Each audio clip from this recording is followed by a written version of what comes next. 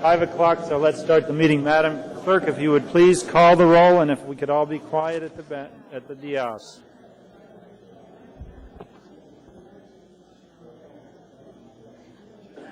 Mr. Coffey. We're calling the roll. Mr. Coffey. Well, I'm here. Ms. Johnston. Mr. Flynn. Mr. Flynn is present on the phone. Ms. Osiander. Ms. Osiander. Your mic.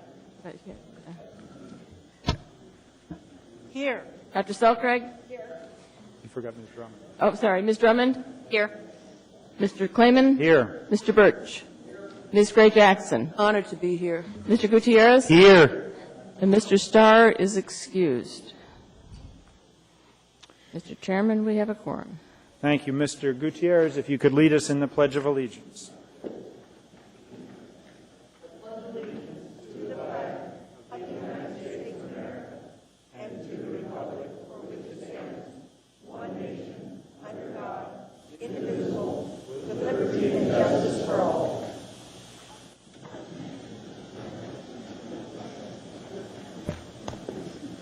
The first thing on our agenda tonight is the approval of the minutes of previous meetings. We have before us the minutes of July 29. Is there a motion to approve those minutes? Mr. Birch, are you moving, Mr. Birch? Thank you, Mr. Birch. Yes, we would like both verbal and pushing buttons. I appreciate that. Any corrections to the July 29 minutes? Yes, Mr. Chair. Go ahead, Ms. Drummond. Thank you. On page 10, my neighbor Barbara Pempek, line 6, the name is P for Peter, E, P for Peter, E, K. And the last two words in her sentence, growing food, not gowning food. Thank you. Any other changes or corrections to the minutes? I think those we can adopt without opposition, and I don't think that requires checking the record. So any opposition to approval of the July 29 minutes as amended pursuant to Ms. Drummond? Hearing and seeing none, those are approved. That brings us next to the mayor's report.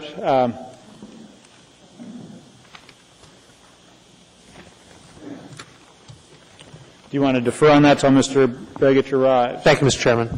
Thank you, Mr. Abbott. That brings us next to the Assembly Chair's report. The first thing I wanted to note is that we have two employees of the Clerk's Office, Mary Cruxton and Guadalupe Mariquin, who have achieved their 5-year anniversary. And I want to thank both of you for your excellent work. The Vice Chair is bringing both your pins and letters commemorating this fine occasion. So we, on behalf of the entire Assembly, and I think the community, the municipality of Anchorage, thank you very much for all your efforts, and keep up the good work, and thank you again. The other thing I have to report as Assembly Chair is that the Assembly held a retreat on Friday, and we discussed a number of things and learned that there's a lot of different issues in connection with the community that there is common interest, although we may not always have the exact same solution. We talked about a number of issues that are of concern to all of us. And we also talked about some process things, and one of the things that came out of it was not any rule, but a kind of a general agreement amongst the entire body that in terms of debate, when we are debating issues, these aren't rules that we absolutely must follow, but they're kind of aspirational, and we've all agreed that they're good things to try to do. And so when we're debating things, and that we're going to each make an effort to try to speak twice to an issue and not more than twice, and when we speak to try to limit our comments to about 2 minutes each time, all in the interest of giving everyone on the Assembly an opportunity to be heard and the public to know our positions and hear what we have to say. As Chair, I'll certainly give some leeway to sponsors of different amendments and resolutions and ordinances, as well as when questioning is going on, certainly a lot of leeway and no 2-minute limits when questions are being answered. But this represents the sense of the entire body. It wasn't something where it was 6 people thought one way or 5 and 5 didn't. We all were in agreement that these were things to work toward, and so I, as the chair, will do my best to help facilitate that. That's all I have for the chair's report. In terms of committee reports, Mr. Birch reminds me, not this weekend, but the weekend before, I was asked by the mayor's office to go to Chitose, Japan, which is one of our 7 sister cities, because Chitose was celebrating its 50th anniversary as an incorporated city, and it's a big event in Japan. For those that don't know your Japanese geography, it's on the island of Hokkaido, which is the largest, or the northernmost island in Japan. And Chitose is the airport city for Sapporo, where the Olympics were back, I think, in about 1970-something, or maybe the early 80s. But it's some similarities to Anchorage in terms of a lot of air traffic industry as part of their setup. It's not particularly populated for Japan, a lot of open spaces, and it was an incredibly warm welcome. The folks from Japan were thrilled to have myself and 3 others from the Sister City Commission there to join the celebration. We were at one ceremony where they had taiko drummers and a brass band from the elementary school playing, and interestingly enough, similar to Alaska having its first female governor, the island of Hokkaido has its first female governor as well. She was scheduled to appear at the ceremony, but unfortunately she had conflicting appointments, and another person from her staff was in attendance, but that was another thing we have in common. So that was a real pleasure to attend, and I was pleased to be able to represent the city in that event. And unfortunately, I don't have pictures. Then next is committee reports, and rather than start at the end, we'll start in the middle. Dr. Selcraig, the Community and Economic Development Committee. The Community and Economic Development Committee is coming along nicely. The Energy Committee has been doing their work. They're looking forward to a work session in November with the entire assembly, and they'll actually be providing us kind of an overview of critical energy issues, as well as some recommendations for actions that we might be able to take. Before that meeting with you, they'll be working with both the work group and the Community Economic Development Committee, as well as the Power Generation Energy Committee that Mr. Coffey is chairing, so that we'll get kind of a common view of that information before it comes to this body. We're also setting up a housing committee, and that one is going to roll out next month. They'll begin to meet, and again, they'll pull together information that has to do with critical issues around housing development in the community. They'll prepare a work session for us and come and recommend some actions. And at our next meeting, I should be able to tell you who sits on that committee and keep you up on what's going on with that group. Thank you. Thank you. School District Committee, Ms. Drummond. Nothing to report. Thank you. Ms. Osiander, Title 21. This Thursday morning, 9:30 to 11:30, we'll be going through the final draft for Chapter 6. Mr. Flynn, you're on the phone. Ethics, elections, or AMATs? Nothing to add today, sir. Thank you. Let's see. Ms. Johnston, any committee reports? Mr. Coffey. Yeah, two things, Mr. Chairman. First of all, I've asked the administration when we should start the committee's work on, on generation transmission and distribution. And as Ms. Selcraig noted, we've got a working collaboratively on making sure that we make our two processes work together. Secondly, I've spoken with my co-chairman, Mr. Flynn, about the legislative package, and we're, starting to get that stuff together. We're getting last year's and the year before's legislative programs, and people who have particular things of interest should start thinking about them, so that when we take our package, either by whether it's a capital project or it's a suggested change in state law or some other fiscal policy, you should let us know so we can make sure it gets incorporated. Thank you. Thank you, Mr. Coffey. Mr. Birch, committee report. No reports. Thank you, Ms. Gray-Jackson. Budget. Thank you, Mr. Chairman. I just want to remind my colleagues that there is going to be a Budget Finance Committee meeting this Thursday at noon in the Mayor's Conference Room.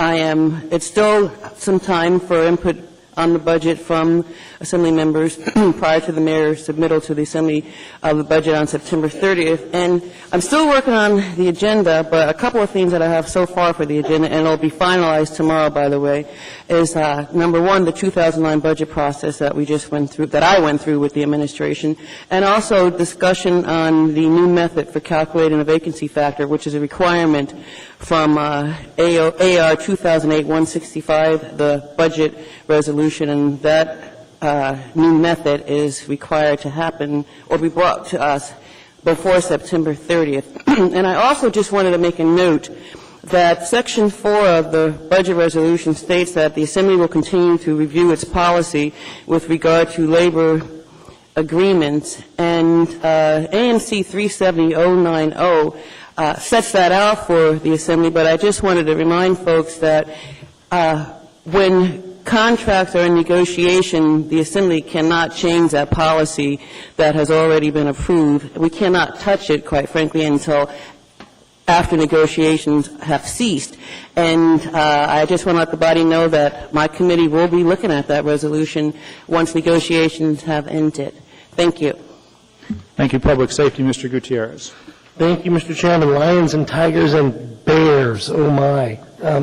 It will be next week, Thursday the 25th. The clerk will correct me if I'm wrong, that the Public Safety Committee will be having a special meeting at the request of Assemblymember Starr on the topic of urban bears. This will be more or less a public forum, a chance for folks to come and get some information and to give some public testimony to the committee and any other members of the Assembly who wish to come. I have a feeling that we're going to see a fairly high turnout. This has been a big topic in the city this year. It's been a very strange year for bears this year, and so it's definitely worth taking the time to hear what the public has to say and start talking about the issue and see what we can do about it.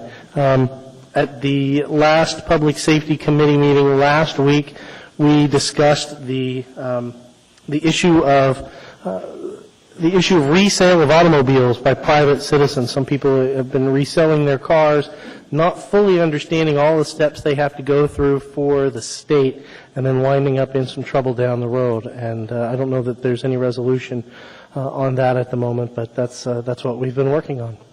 Great. And just a query, what time is the Public Safety Committee special? 6 p.m. to 8 p.m., thank you, right here in the Assembly chamber. And on next Tuesday? Next Thursday. Next Thursday, okay. 6 p.m. to 8 p.m., Thursday, the 25th of September. Okay. That's all committee reports. Then next is the addendum to the agenda.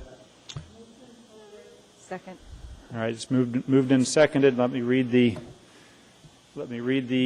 addendum. Under 9B2, resolution number AR 2008-199, a resolution of the Municipality of Anchorage providing for $31,750 from the State of Alaska Department of Education, Division of State Libraries to the Office of Economic and Community Development, State Grants Fund 231, and an operating budget match from the Economic and Community Development Area-Wide General Fund 101 of $35,000 to the Public Library Assistance Grant accompanied by Assembly Memorandum AM 586-2008.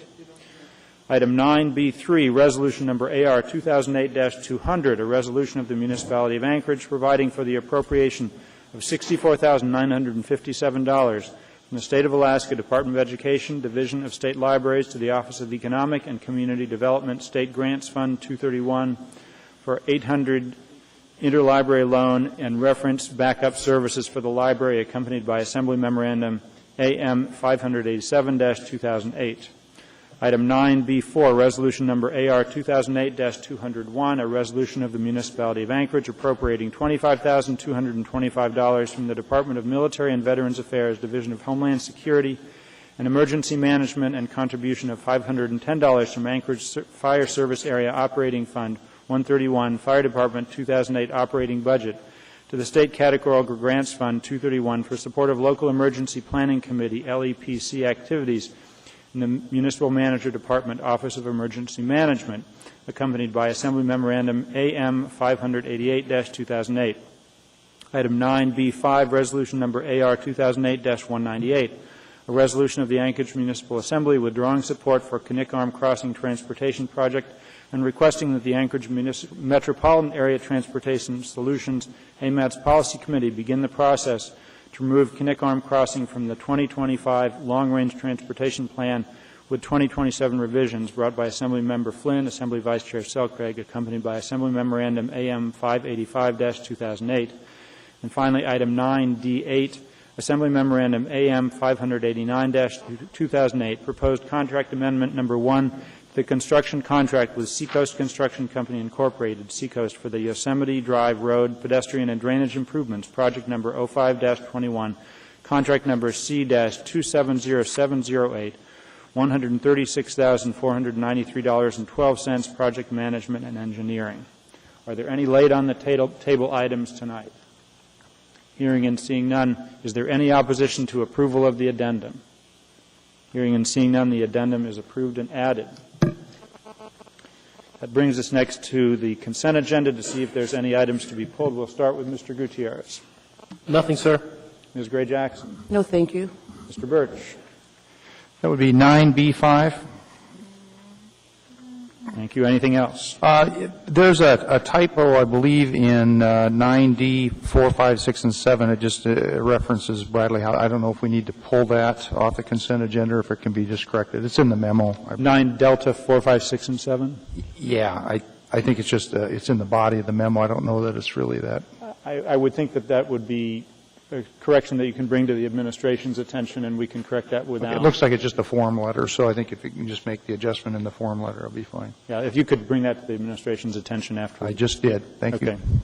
Thank you. Anything else? Mr. Chairman, are those the liquor license items? I think that's probably for the clerk then. Thank you. All right, it's off the Assembly's plate and onto our plate. Thank you. Dr. Selcraig, any items to pull? No. Ms. Drummond? No, thank you. Ms. Osiander? No. Mr. Flynn? Nothing, sir. Ms. Johnston? No. Mr. Coffey? Nothing. All right. Administration, any items to pull? Nothing, Mr. Chairman. Thank you. Other than item 9, Bravo 5, is there any opposition to approval of the consent agenda? Hearing and seeing none, the consent agenda is approved other than item 9B5. What's that?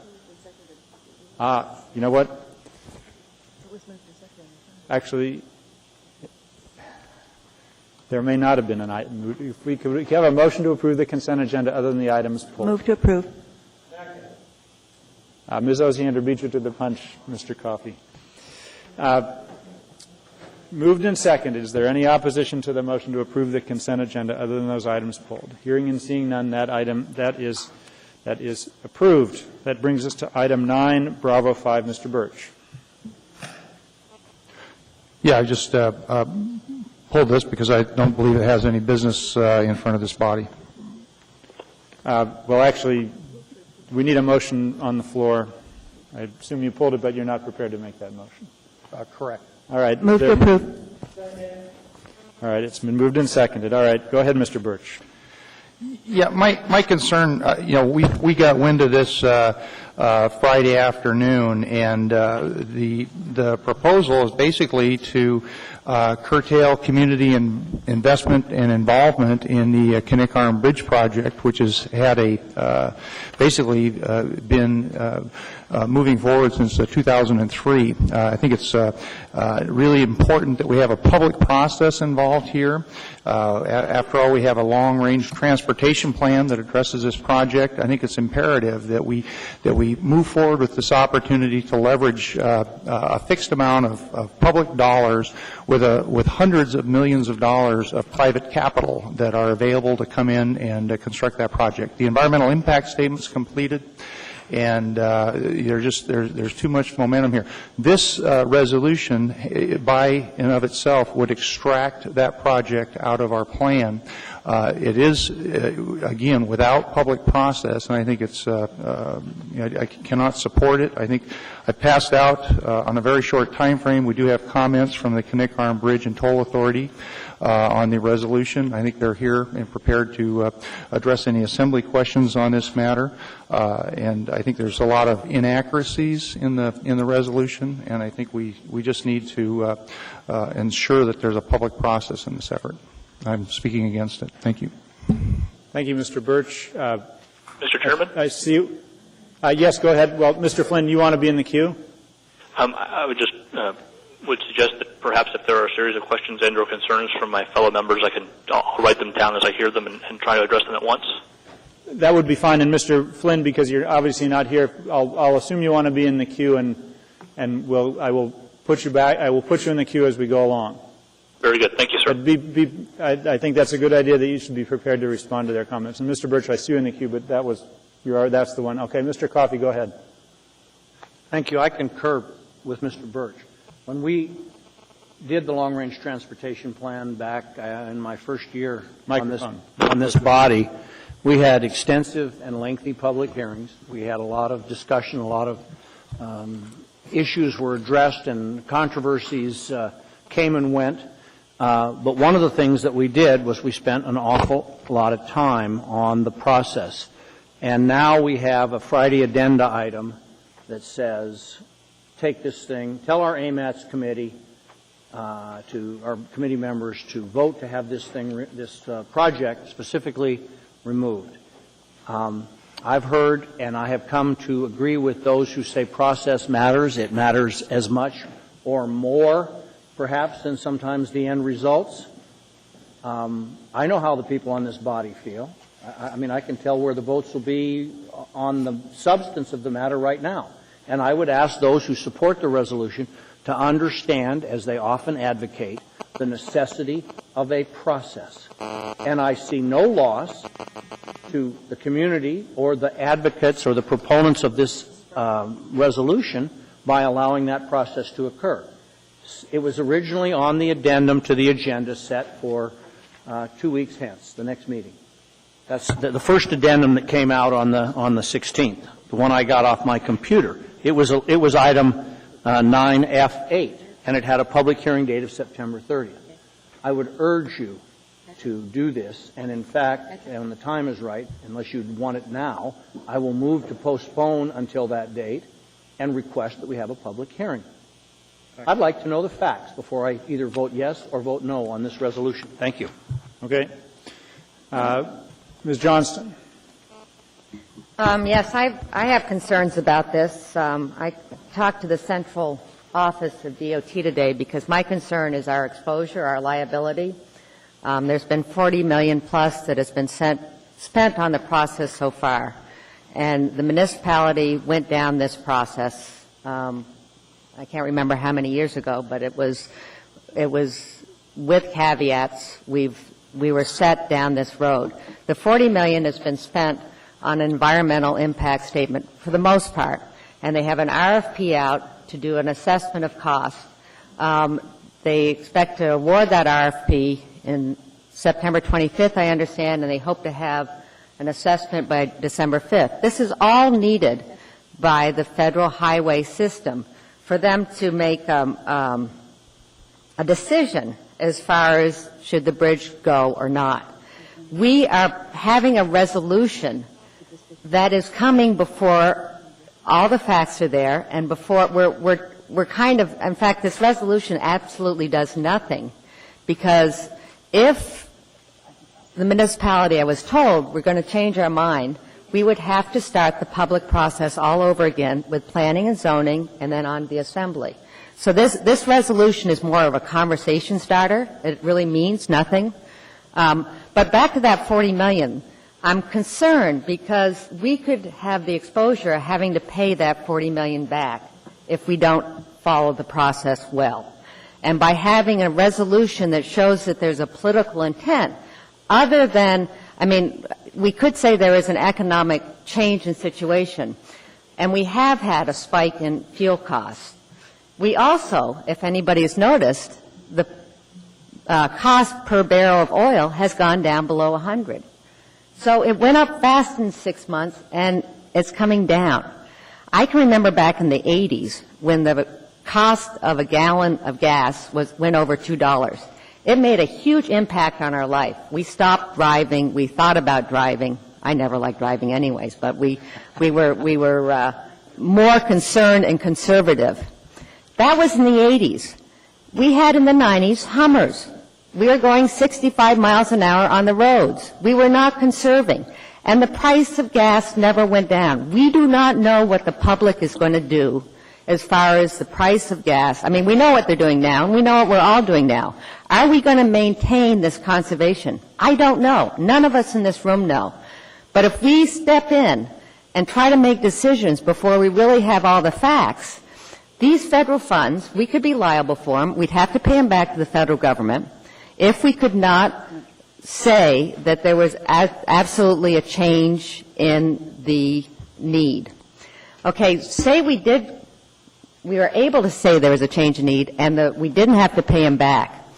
Could we guarantee those funds came to South Central? No. They're federal highway funds, so they go to where the greatest need is. If we had a gas pipeline, that might be the Dalton Highway. Could it go to mass transit, which it says in here? No, they're federal highway funds. It could not go to mass transit. It could not go to bicycle trails. These are federal highway funds. This is something between the federal highway system and the state, where we are asked to advise as a local community. But we have to participate in the process, and we have to do it with knowledge and well-being. And I am very disappointed, and I agree with Mr. Coffey, and I think you should postpone it until you get the facts. All right. Dr. Selcraig. I appreciate the concern about the public process and actually expressed some concern about having it on tonight. However, I actually think that the administration can clarify some information that Ms. Johnson spoke to. I'll address some of those issues.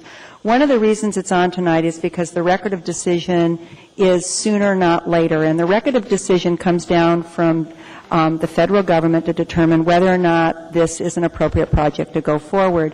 One of the things that's important to let the federal review process understand is that as a community we have concerns about this bridge and its impact on our long-term priorities in the community. And if we waited until after the record of decision and they said, yes, you should build this, and then came back and said, golly, we really don't want to do it, it becomes a lot more complicated to justify why we would not want to pay back the money. So consequently, the decision to bring it now was based on advice from the staff and from the administration in terms of timing, and also in terms of our discussions at AMATS. It didn't come from nowhere. It came because we are concerned about having to pay the money back. And it's important to put on record that we have some apprehensions, particularly in terms of the expected increased costs associated with this project and the project's impact on our other state highway projects that we've had on the books before this project was presented to us. What happened with the bridge is that we received close to the same amount of federal money through the state as we had in the past, but it came with the expectation that we would pay for it. We would use that money, a good portion of that money, for the bridge, that it would be allocated for Cabada. And what that meant is it set back some of those priorities that were in place at the time the bridge earmark, and it was originally and it was an earmark, came to us. It was not an earmark that was sought through our long-range transportation plan. Our long-range transportation plan was adjusted to consume that earmark. As a result, we have projects on the Glen and on the Seward Highway that have been waiting for a long time and need attention. And as we look at the money available for the projects that we have in this community, we're really challenged. We've also seen this increase in gas, and we've got a continual demand for a bus and transit. And the fact is that we could address transit on our primary links, like from Palmer to Anchorage and from Eagle River to Anchorage. And we've got our minivans are full now. We have an opportunity in that area to expand our services. Also, I think that this project, in the long run, in looking at our property values and looking at the looking at what's happening at a national level, first of all, we recognize at the AMATS level, we've been talking about the fact that there's going to be less federal money available through DOT. We're going to be pressed in this community to meet our transportation needs. Our tax base is absolutely essential. And as we expand new opportunities for development across the Connect Arm Bridge, what we really do ultimately is we decrease the value of our property in Anchorage, and that tax base begins to be diminished. So potentially this bridge could erode our own tax base and, in fact, erode the value of people's homes and erode the value of our industrial base. And what we're talking about here is creating a new community on the other side of the bridge. We're not talking about really serving a community that already exists there. Finally, I think that it's important that we do have a public process, and what this resolution tonight does is it sets in place the beginning of a conversation about a revision to the long-range transportation plan. It's a series of public hearings. It will go to the Planning and Zoning Commission. There'll be a lot of opportunity to address critical questions to the community, and ultimately it will come back to this body for review and final approval. So the reason that we're starting it now is that we want the federal government to understand that we do have some concerns while they're deliberating about the record of decision. Thank you. And I would just note both Ms. Johnston and Dr. Selcraig, that was a little more than the 2 minutes we're striving for. Ms. Osiander. Thank you. I think there are some statements in this resolution that are alarming and confusing. One of them is the cost. My understanding is the cost is being reviewed at the request of the governor, and there will be a more accurate understanding of costs very shortly. And as such, if that is true, I don't see why this couldn't be postponed until we actually do know more about costs. Secondarily, I share a previous speaker's comments about liability. When I was on AMATS, we spent a lot of time talking about the provision of federal highway funds that indicates that you are facing some significant issues if there's expenditures and then there's a shift in decision. I also would like to emphasize my understanding, again, as with a previous speaker, that these dollars are not transferable. There is absolutely no way they could be spent on other projects. Thirdly, there was a comment made that the administration will have the answers. I want to emphasize that AMATS and this whole process is not a city process. It is a joint process with the state of Alaska. And as such, I have heard the mayor speak fairly frequently about his personal position, but that isn't necessarily, or should it be considered, the position of AMATS on projects like this.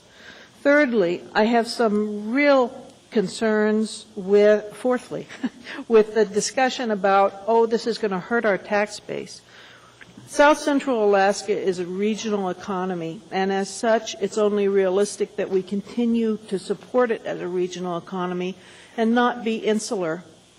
When I talked briefly to someone recently about traffic on the Glen, I was told, well, that doesn't matter because that's outside of Anchorage. Why should we buy more van pools? I think it's a bad signal for us if we start thinking us versus Anchorage versus everyone else. And the last item is one that I deeply care about, and that is the transportation impacts on the Glen. I have regularly driven that road for many, many years now, and I have to tell you that the congestion and the traffic and the impact continues to grow. True, studies haven't shown that the bridge would directly alleviate, but it makes common sense. If you've only got one relief valve on a tight, compressed area, you're going to see more pressure. We are going to grow. This city is going to grow, and we need room to do it. I have real concerns about this resolution, primarily because there's so many things that have not been clearly discussed and researched before we're being asked to vote. Thank you. Mr. Flynn, I know you, Ms. Johnson has spoken once, so Mr. Flynn, I'll give you a chance to speak as the person that brought this before us. Thank you, Mr. Chairman, and I apologize. The line blinked out on me for a couple minutes, but I think I caught most of the questions. I'll try to address them. The first mention was, or the first thing I noted was that this resolution would somehow extract the Kinnickarn crossing from the long-range transportation plan. What this resolution actually does, as Dr. Selcraig noted, was give us the opportunity to address that in a conversation, and that would be a public process with multiple public hearings. Another thing regarding the cost study, as members may or may not know, the first RFP for that cost study failed. There was only one respondent, and that respondent withdrew their response. Is now back on the street, and while it would be, we are hopeful that we'll have that data by December. December 5 is the current best estimate for the final draft. That discussion can certainly move concurrently with other discussions as to whether or not to maintain the Kinnickarn crossing in the long-range transportation plan. The issue of liability was raised. That is precisely why we need to make this a public process that involves all of the discussion regarding whether this is, in fact, the right time to move forward on this specific project. The issue of transferability of funding is an interesting one. The money that is currently designated by the state for the bridge would be returned to the state. There is no way that the Anchorage municipality can guarantee that funding goes anywhere, which is, however, we can request that it come back to South Central Alaska, which is precisely what this resolution does.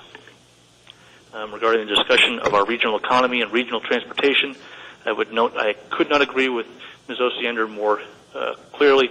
That is why I'm very pleased with Mayor Menard and Mayor Begich forming the Regional Transit Authority to look at these questions, and would note that I was an early and enthusiastic proponent of van pools to relieve congestion on the Glen.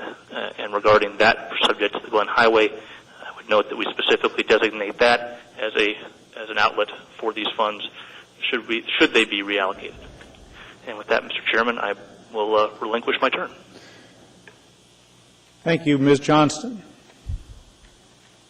Yes, I was wondering if there's a representative from the DOT here. Could I ask her to come up and we could ask some questions? Absolutely. You certainly have that privilege to make inquiry of people that have information.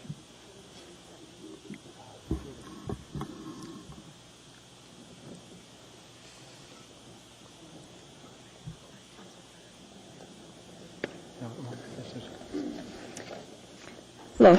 Could you state your name, please? Sure. My name is Jennifer Witt. I'm the Planning Chief for Central Region DOT. First of all, could you tell me what goes into the record of decision on this project, or briefly, if this resolution would have any impact on the record of decision, do you think? I don't think it would have a direct impact on the record of decision.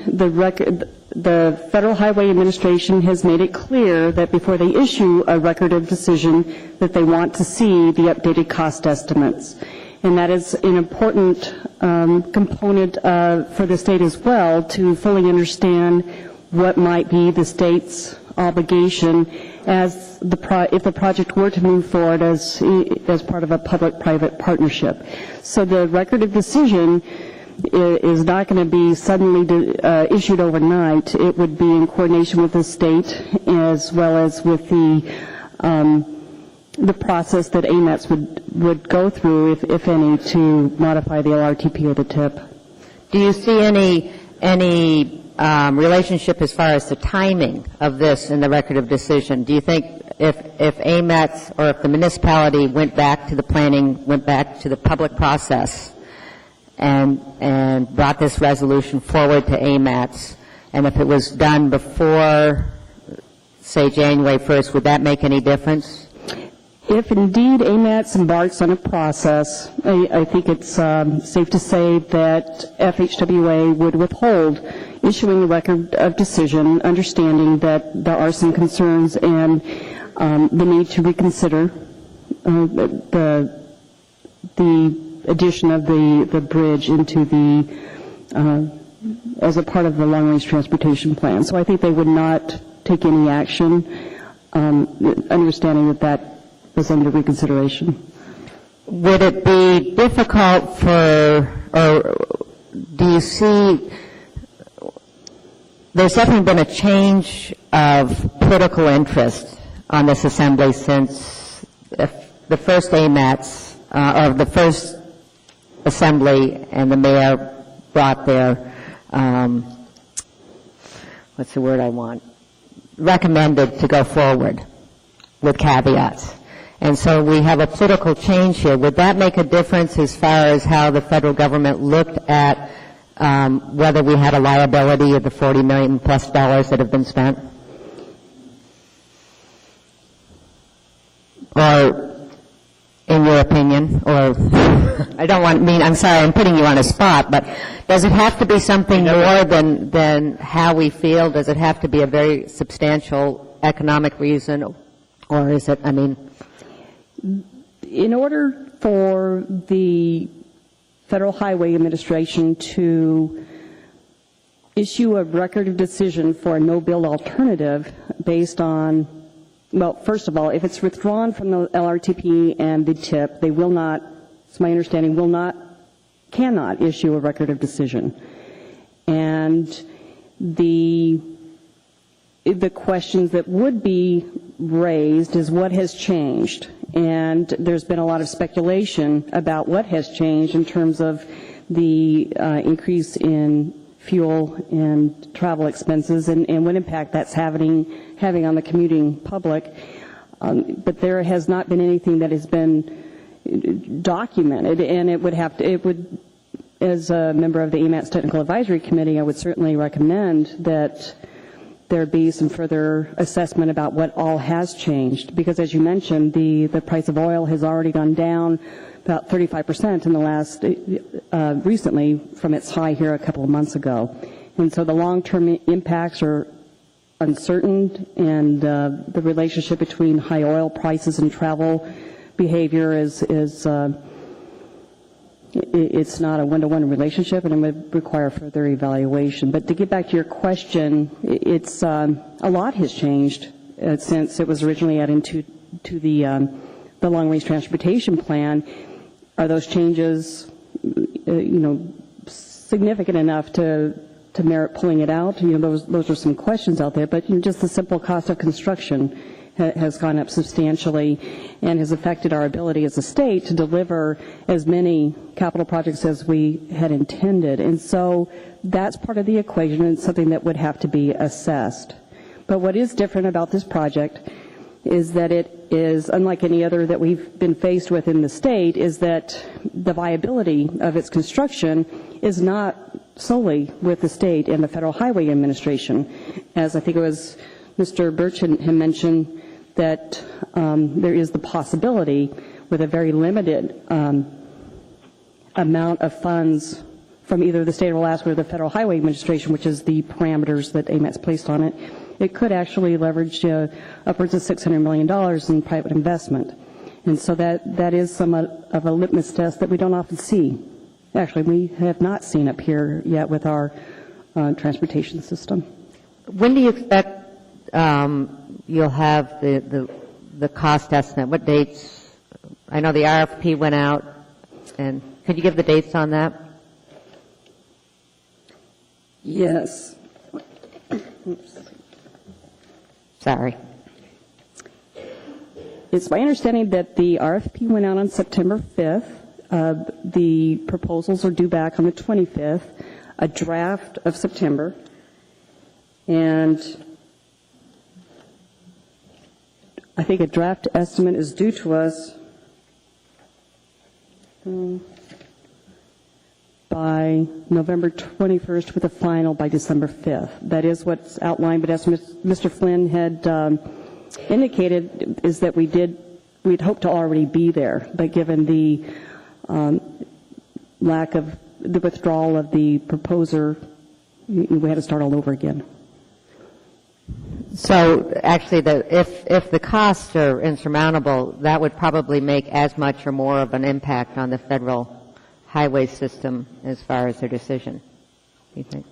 Well, the cost and everything, I think, first would be a concern of DOT and the administration, and in terms of determining what kind of exposure the state may have. And that RFP for the bridge itself would not be released without having that review and support of the administration and DOT. And so, yes, we're all very interested in what the bottom line might be for impacts to our transportation system. And also that would be when you'd have, if any, bids from the private sector to partner too. I mean, well, no, I guess that's after the federal government makes their decision. I'm sorry. Right. That's all the questions I have. There might be other questions. And I do think there are. Ms. Gray Jackson, you're next. Could you have questions for this woman? Okay. Dr. Sucker, do you have questions? First, I want to thank you. I know this is kind of a hot seat for you, and I appreciate your professional expertise on this. It's great to have you here. One thing is that I'd like to just touch base with you about kind of what it looks like at the national level for transportation dollars. I know at an AMATS meeting, we had an opportunity to hear from the national kind of level about some of the challenges that were before us in terms of national dollars and the availability due to the national economy, the national debt. What's the anticipation? Do you have a sense for the anticipation of our national dollars going to increase in transportation, or do you think they're going to stay the same? Do you just have a kind of a sense of where we're going? I think it is safe to say that we, as a state, do not expect to continue the level of funding to return to us from the Highway Trust Fund that we've seen in the past. We do, as a state, receive about $1 for every, $6 for every $1 in federal gas tax we pay, and because of the high oil prices and gas prices, people are driving less money in the trust fund, and so it is anticipated that there could be an overhaul of the way that the whole federal highway program functions at this point. And to this point, the money that's been available for the bridge, has it been an earmark? I mean, how did it come to us? It came to us originally as an earmark, and then Congress took away the earmark status of the funding and allowed the state of Alaska to determine how to use those funds. And what happened is that the money went through our formula that we use in splitting the funds basically between the National Highway System, the Alaska Highway System, and the Community Transportation Program. And so the funding came off at the top of our statewide allocation, and then the funding for the bridge, that amount is basically the Alaska Highways, the National Highway System portion that stayed with the bridge. And so it came off, I want to understand, it came off the statewide, off at the top of the state. Yeah, it came off the top before we then distributed the funds to the NHS, AHS, CDP. Sorry, I think I confused that, but yeah, it came off the top, so it affected, I guess you could say everybody, but not specifically Central Region. And then in terms of Central Region's funds, did based on what we had gotten in the past from year to year, did we get basically what we had always gotten and then an increase, a bump above that for the bridge? Did it substantially increase the amount of money we got?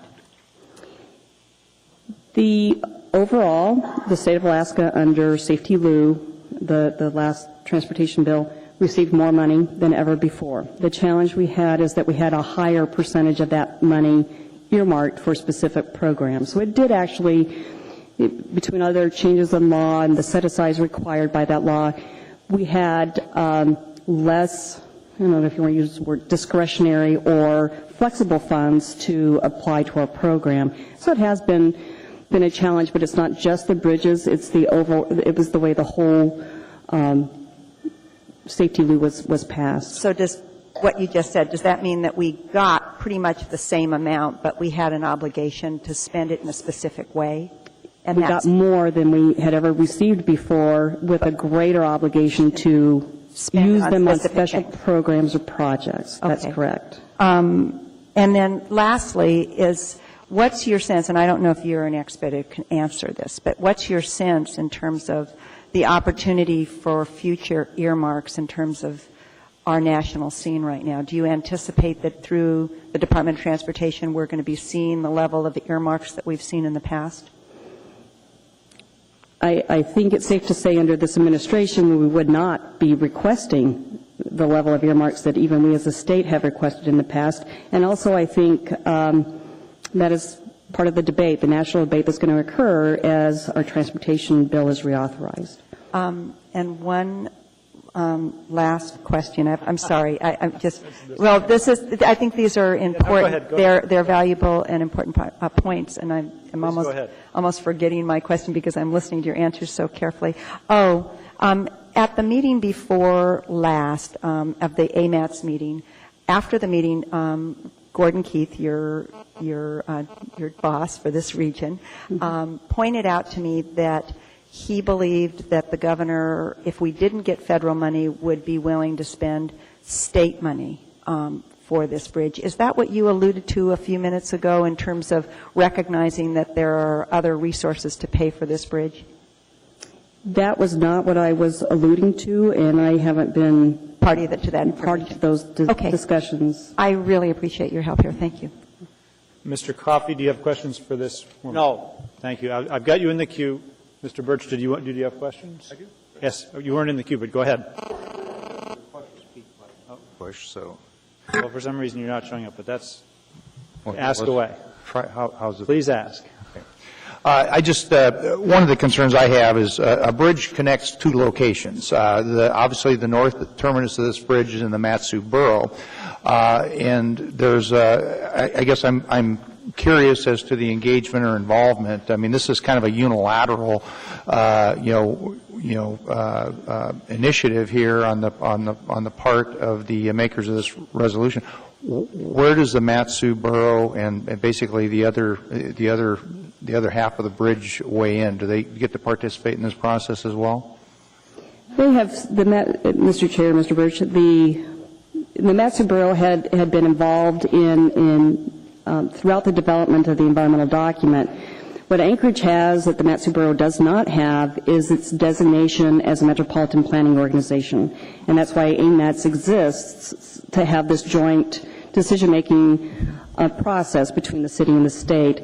That is not something that the Matsu Borough has, and so in order for the Kinnickum crossing to move forward and to have a record of decision and to be advertised to see if it is viable for a public-private partnership, it must be in the AMATS Long-Range Transportation Plan and in the TIP. It is a project of regional significance. It has to be consistent with local plans and have the support through the MPO, or the Metropolitan Planning Organization, to move forward.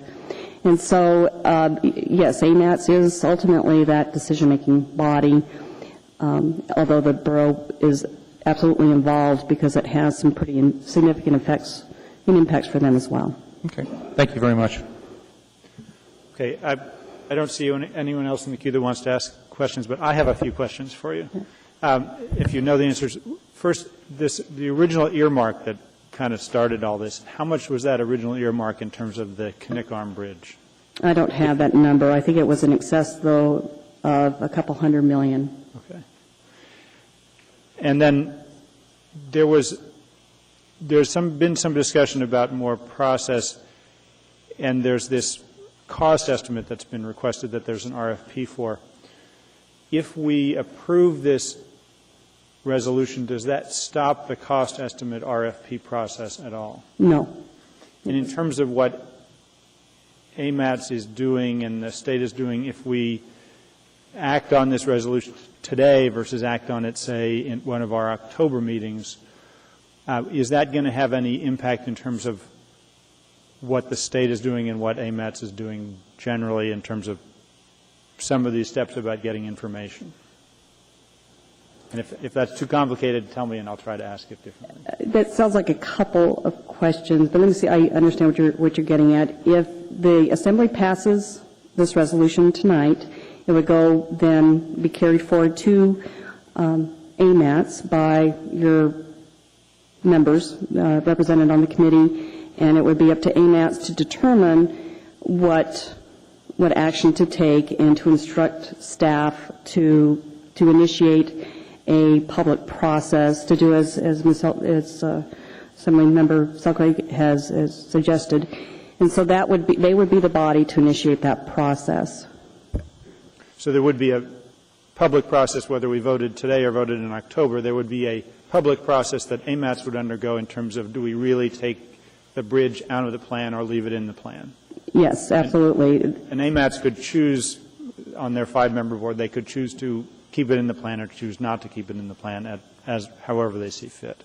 That is true, and it is, and we are required actually by law to go through a very thorough public process, very similar to the one that we went through to actually add it to the LRTP and the TIP.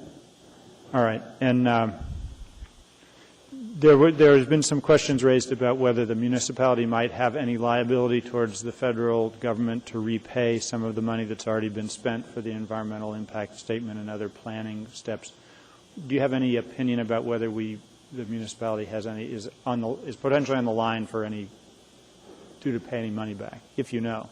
Mr. Chair, the liability actually lies with the state of Alaska. The state is the one who has the one-to-one relationship with FHWA, and if there was a repayment, it would have to be figured out through the state, through DOT. Okay. Those are all the questions I have. Anyone else here have questions for this speaker? I don't see anyone. Okay. Ms. Gray-Jackson, you're next in the queue. Thank you for coming down, and thank you for answering the questions. I know it's putting you on the spot. Ms. Gray-Jackson. Thank you, Mr. Chairman. I want to thank you for the questions that you just asked this young woman, because it brings me to my comments, basically. What we're doing tonight is simply step one of the public process, which I care about just as much as anybody else on this body. I'm sure most of you remember Cheryl Clemenson, and I know she's in Oregon watching this dialect right now. Well, she sent me an email because she was on the Assembly between 1993 and 2002, and she doesn't live in this community anymore, but she certainly pays attention to everything that's going on. And when they were dealing with this issue, she was the only one vote who voted against it. And in her email, she says a whole lot of things that I'm not going to take the time right now to talk about, but I will pass this out if folks would like to see it, and I'll read her last sentence that she writes. She says, "When I worked on it, I thought it would be exciting, but as it progressed, it became evident that it was a pipe dream." Thank you. Mr. Coffey. Thank you, Mr. Chairman.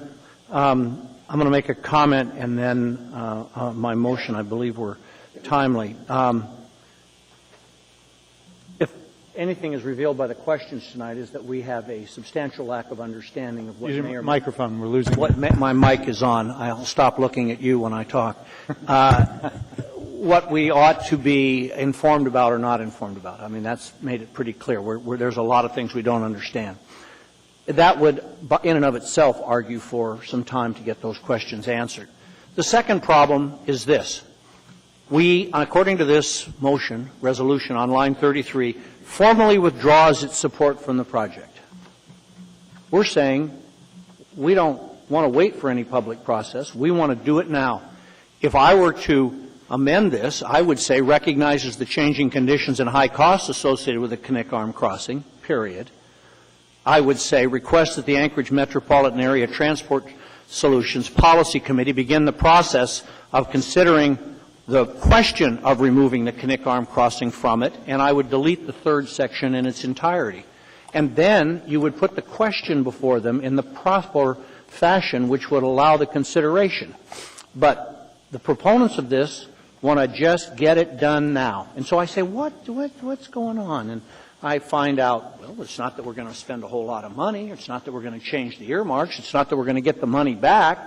It's a concern that the administration might change and the policy of AMATS might change from this period of time here based on the coming election in November. That doesn't sound to me like a very good reason for just short-circuiting a process, nor is it a very good reason to jump the gun and say we formally withdraw our support for the project. Thank you.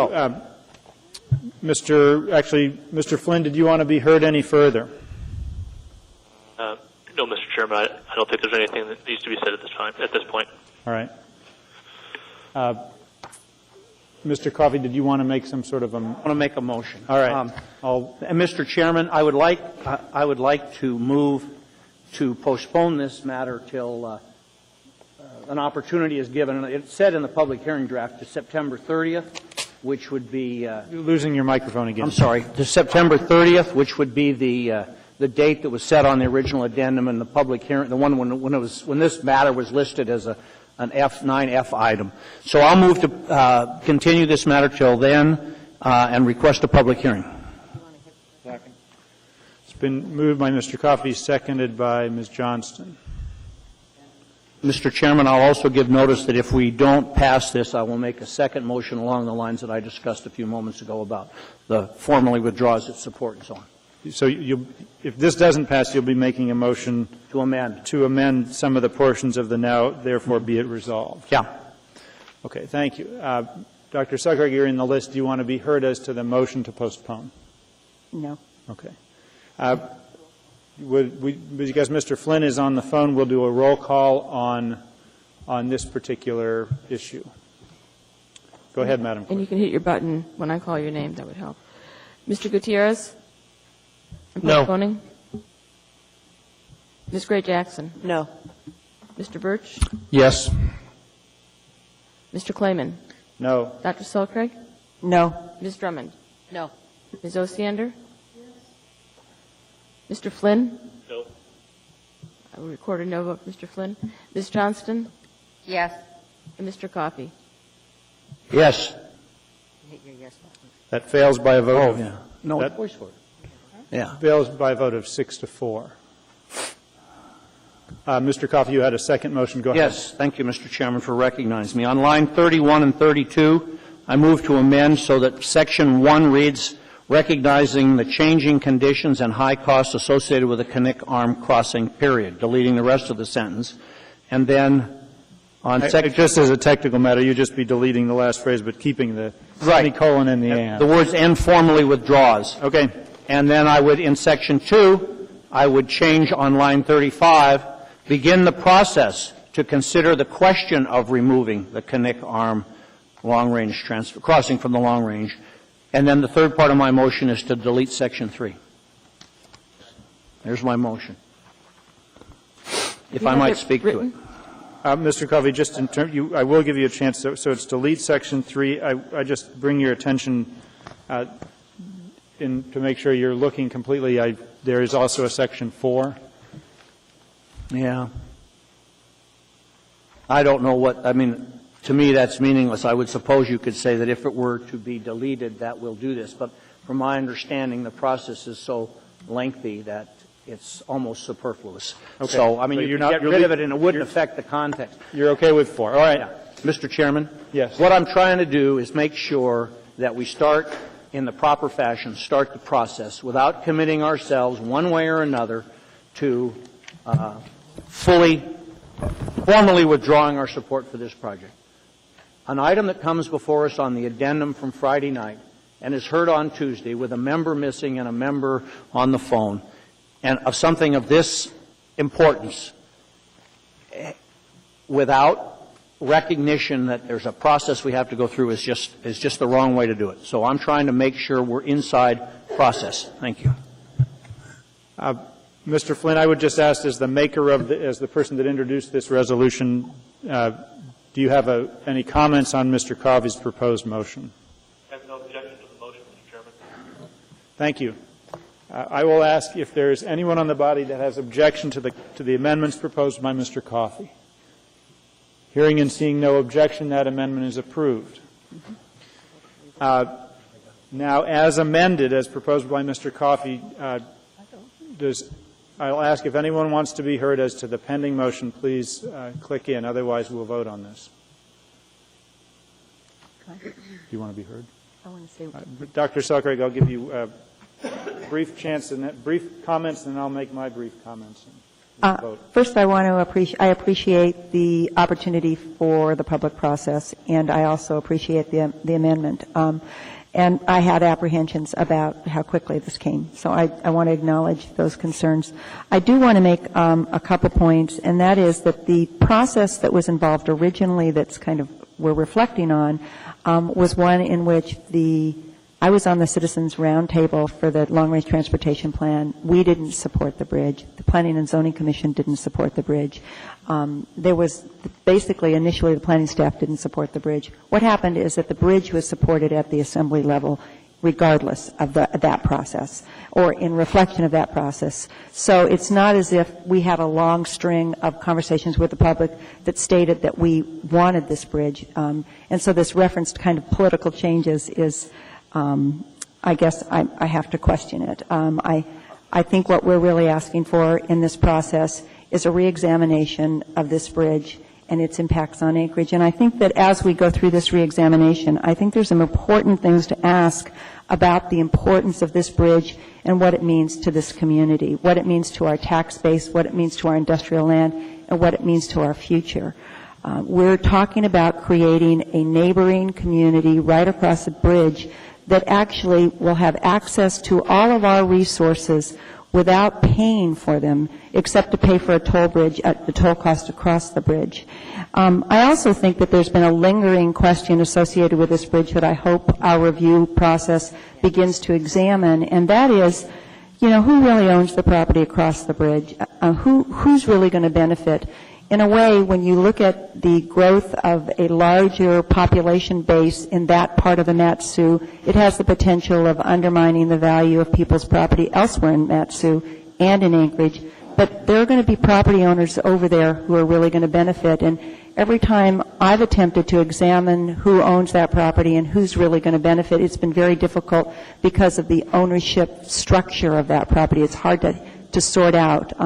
And I wonder if there aren't some ethical issues that need to be examined in terms of the land ownership on the other side. So I think that this is going to give us some time to look at those questions and to examine whether or not this is really a good choice for Anchorage at this time in light of the changing economy, the changing needs in transportation, and also our long-term growth needs in the community. Thank you. I urge yes vote on this. Thank you. Ms. Osiander, go ahead.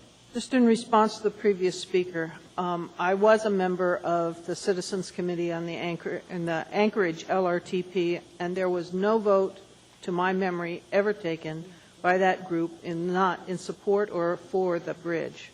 There was a lot of discussion. There was no position, such as the previous speaker just mentioned, taken. Secondarily, I absolutely believe that the citizens of South Central Alaska will benefit from this bridge, particularly the citizens in my district. Thank you. Thank you, Ms. Osiander. And I would just note, as part of my tradition of speaking to issues that are controversial, I acknowledge that the resurrection of this bridge from the 1950s as a project came as a product of a federal earmark, and there was debate over the earmark, and then the earmark went away, but the money didn't. And the sentiment of this body in terms of support or non-support for the bridge has changed, and so I view this resolution primarily as giving an opportunity for this assembly to express its preference that AMATS re-examine its priorities and start a process to re-examine that. I recognize that before that actually gets taken out of the plan, it will probably come back before this body with public hearings. And I also agree with what Mr. Coffey said, that when we walked in today, I think everyone sitting here at the table as a member of this body knows where they stand about whether they support the bridge or don't support the bridge. I continue to believe that in a place of scarce resources that investment in this bridge at this time is not a wise use of those resources. There are other projects, there's other transportation projects that are a better way to invest scarce resources that we have both from the federal government, from the state government, and from our municipality. I recognize that that is an issue upon which there is great differences of opinion in our community. There's been a lot of money spent on it, and some of that process will continue to go forward. I look forward to the additional information. I'm very optimistic that the cost study gives us an accurate idea of what will really would really cost to build it, and I think that will facilitate a final decision. And I look forward to the recommendations that come from the AMATS committee. So, having said those things, I will be voting in support of the resolution, and specifically in terms of process. I think those are reasonable questions about process, and the questions the Department of Transportation representative answered satisfied my concerns about did we need to put this off for 2 weeks or a month, and I don't think it makes a difference. So that's why I'm prepared to go forward. And Mr. Birch, I saw you in the queue. My general preference is to speak last, but I know this is a matter of your concern. I will give you a short time to respond, and then we'll vote. I would like to have you restate the modifications to the resolution. Okay. The modifications, I will read the, better get my glasses on. It's now, as it now reads, now therefore be it resolved, the Anchorage Assembly, Section 1, this is at the bottom, recognizes the changing conditions and high costs associated with the Knik Arm crossing, semicolon, and Section 2, requests that the Anchorage Metropolitan Area Transportation Solutions, AMATS Policy Committee, begin the process to consider the removal of the Knik Arm crossing from the 2025 Long-Range Transportation Plan with 2027. Oh, all right, I'm sorry. Let me state that again. Section 2 should read, request that the Anchorage Municipal Area Transportation Solutions Policy Committee begin the process of considering the question of removing the Knik Arm crossing from the 2025 Long-Range Transportation Plan with 2027 revisions, and then it would be renumbered to Section 4 as it's now written would become Section 3. Section 3 is deleted, and Section 4 as it's written would be unchanged, but I'll read it just so there's clarification. Section 4, request that Governor Palin reallocate all federal monies from the Knik Arm Crossing project to other priority South Central Alaska transportation projects, including but not limited to commuter transit, Glen Highway safety improvements, and Glen Highway to Seward Highway connection and congestion mitigation project. So that's how that would be modified. Thank you. All right. Mr. Chairman? Yes, Ms. Johnson. I just was wondering, actually, on that Section 4, if we maybe, or I would like to entertain a motion to strike commuter transit since these funds could not be applied to that. I'm sorry, speaking of the microphone, if you want to make a motion to amend Section 4. I'd like to move to strike commuter transit out of Section 4 because these funds would not be able to be spent on commuter transit. It's been moved by Ms. Johnston and seconded by Mr. Coffey. Mr. Flynn, I'll ask you, since you have a lot of expertise. Mr. Chairman, I would object. Commuter transit includes the capital side, and that is the intent of the resolution. Mr. Flynn said he doesn't agree with Ms. Johnston's analysis. He believes that the capital side of transportation could be used on commuter transit. So I understand these are federal highway funds. So what is he meaning by capital side? Mr. Flynn, can you answer? Do you hear a question? Can you answer and speak up a little louder? My apologies, Mr. Chairman. Mr. Chairman, these are federal highway funds, federal transportation funds may be utilized for capital expenditures such as, for example, the share ride vans or additional people mover equipment, or even, for that matter, stations for commuter transit. I have a question. I think if we ask Dr. Selkirk's in the queue. And it's my understanding that it isn't capital, but we could add an additional transit lane. There's actual physical improvements that we can make to the connections that actually facilitate transit opportunities. I mean, fast lanes, that sort of thing. So there are venues with these transportation dollars that aren't buses, but actually are road improvements that would facilitate rapid movement of buses that had more people in them, or cars that had, those lanes that you see in big cities. So could we verify this with the state? We've got our speaker from Department of Transportation. If you think you could provide illumination on this question, if you could come back. If you don't think you can help, you can wave your hand. But it looks like you have an answer for us, which will be helpful. Lift the veil of... Thank you, Mr. Chair and Assemblymember Craig. These funds are National Highway System funds, and as such, they would be spent on the National Highway System, and there is no guarantee, of course, whether it would come back to South Central Alaska. And Ms. Craig is correct that if indeed there's something on the National Highway System that could be done, whether it's adding lanes or putting other capital improvements on the NHS, it could be used for that. But in terms of purchasing buses or expanding service, it's not something we would accommodate or would be eligible as part of our National Highway System. Okay. Thank you very much. All right. I'll withdraw it then. All right. So I will accept that, and even though it's formally in front of the body, I will accept that as withdrawn by both the mover and the second. All right. Point of Mr. order. Coffey, you're in the queue again. Thank you, Mr. Chairman. I went over Section 4, now Section 3, and I would just like to add a clarifying amendment, and it would be this. If the Kinnick Arm Crossing is removed from the Long-Range Transportation Plan, the Anchorage Assembly requests that the state of Alaska. I mean, we might be 2 years in this process, and who knows. So it's really the state. It's not the governor, and I would just like to make that clarification.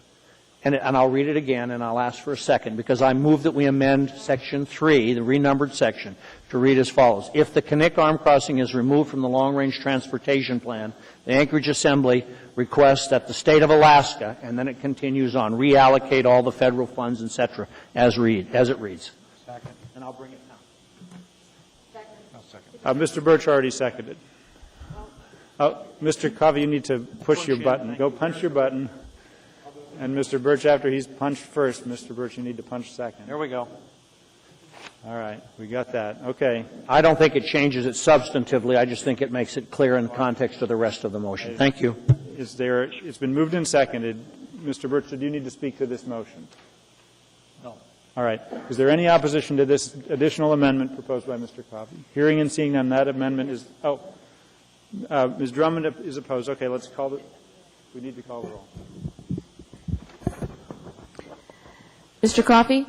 Yes. If you hit your button at the same time, it would be helpful. Yes. Ms. Johnston? Yes. Mr. Flynn? Yes.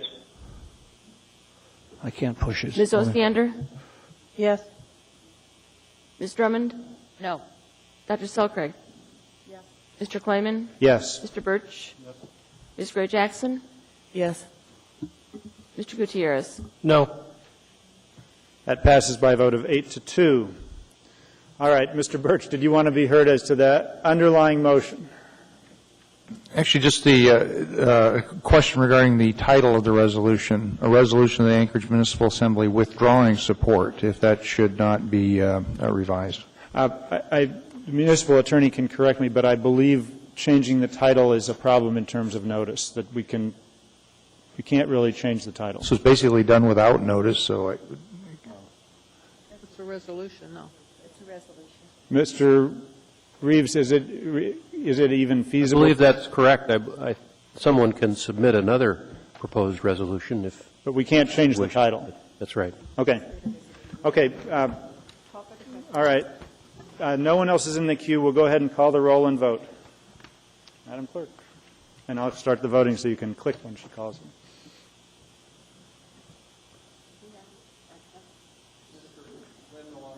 No, Mr. Flynn's with us. He's here. I'll start with Mr. Flynn. Mr. Flynn? Yes. Ms. Johnston? Mr. Coffey? Yes. Mr. Gutierrez? Yes. Ms. Gray-Jackson? Yes. Mr. Birch? Yes. Mr. Klayman? Yes. Ms. Osiander? Yes. Ms. Drummond? You forgot Dr. Selcraig and Ms. Oh, Drummond. they've already read. Ms. Drummond? Yes. Dr. Selcraig? Yes. And Ms. Osiander? You haven't marked your... Pardon me? You need to push your button. Oh, with the voice vote, we still push, okay. We're double teaming. Yeah, it's unanimous. That passes unanimous. Mr. Chair, ask immediate reconsideration. Been moved by Ms. Drummond for immediate reconsideration, seconded by Ms. Gray Jackson for immediate reconsideration. Any discussion on the motion for immediate reconsideration? Hearing and seeing none. Is there any, urging a no vote, is there anyone voting in favor of the motion for immediate reconsideration? I see no one, so the motion for reconsideration fails unanimously. All right, that brings us back to title, brings us now to, we are at 11A.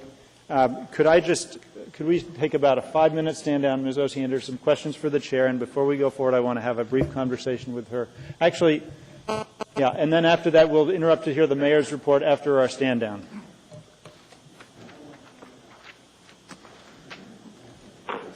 Hey, Patrick, are you going to stay on?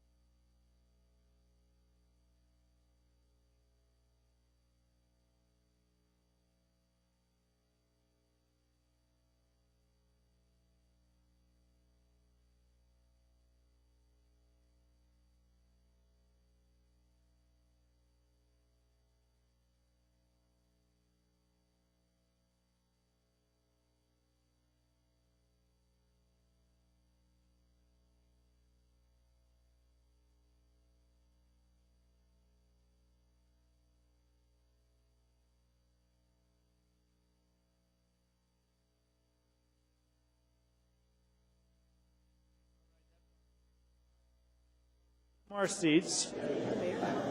Yeah, we're going to do the mayor's report. And I would ask everyone to return to their seats. And I see, Mr. Mayor, you have joined us. Thank you very much. I'm going to ask if I can, we have an AIM up, and I would like maybe the Parks Commission or Parks Foundation to make a few comments. Beth, I don't know which This of is the your group. opportunity for mayor's report. We deferred it for a little bit. Well, thank you very much, and I'm transferring that responsibility to the Parks Foundation. They have some good news they want to give to you, but also just thank you very much for a couple minutes here. You're on. Go ahead. Let us know who you are. I will. Thank you, Mayor. Thank you, Assembly members. I am Kristen Scholten, and I'm here today to talk to you about the Anchorage Parks Foundation. I'm a board member.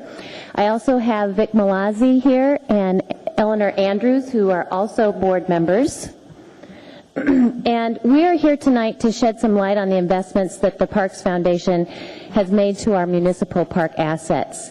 We're hopeful that we can do this on a biannual basis. We think it's important for you to know what kind of work we're accomplishing out there.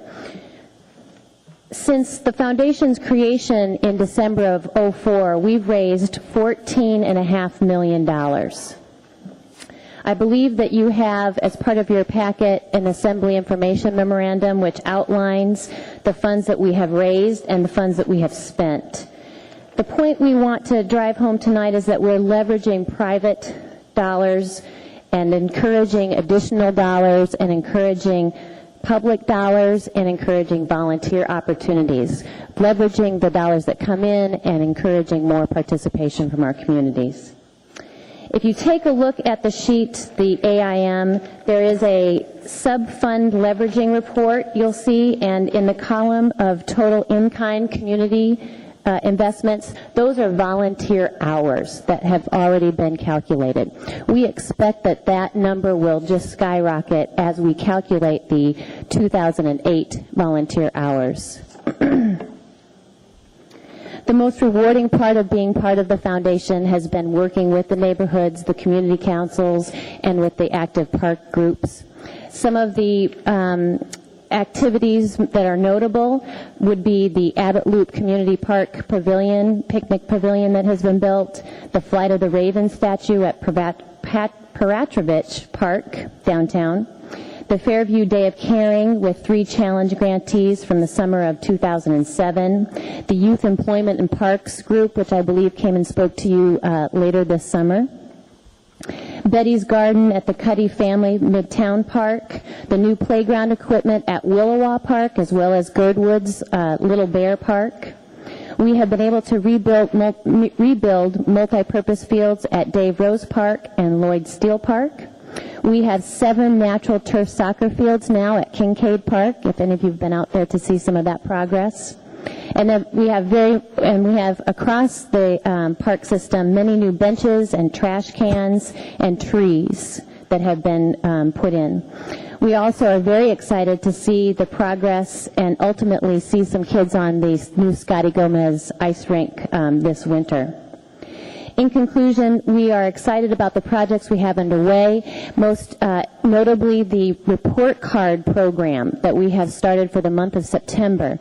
And that program will allow us, as neighborhood community members, to assess our parks and give them a report card status of A, B, C, or D, then compile that information and take that information and create a fix-it list that will then be executed for next summer. Over the winter, we will be taking that information in and then making a priority list for the summer activities.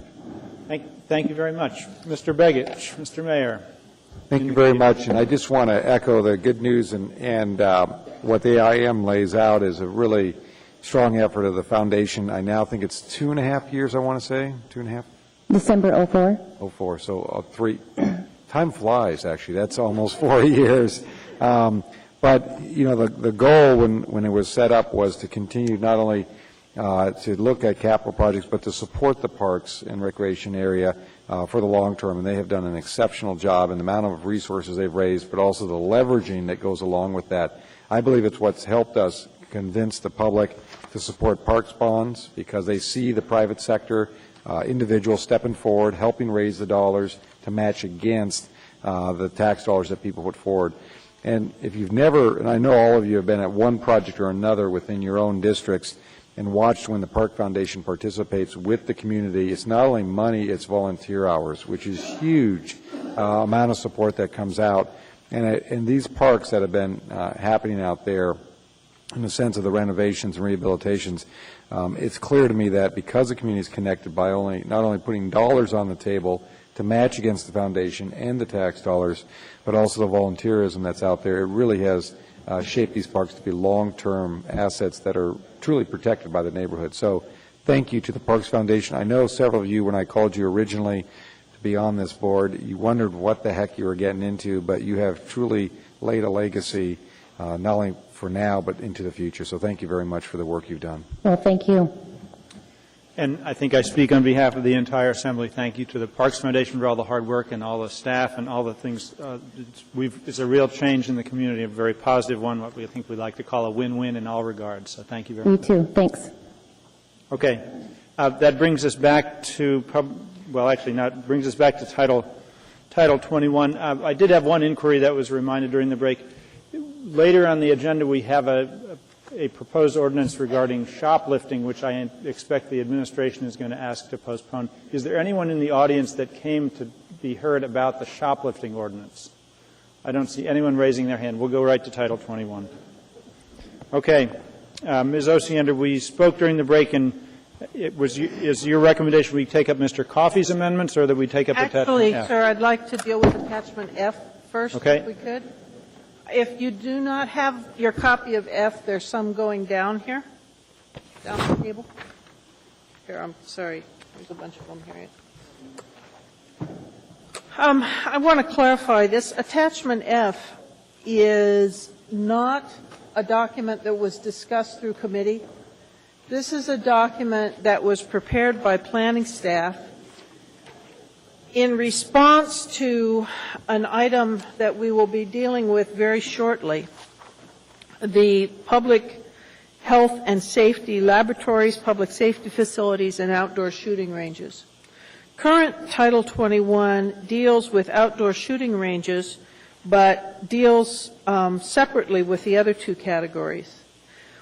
What we'll do if we adopt Attachment F, which I would like to move in mass, and it is basically enable the document that we're approving, Chapter 5, to incorporate what will come in the document that we're going to be approving later on. I guess that's the best way to put it.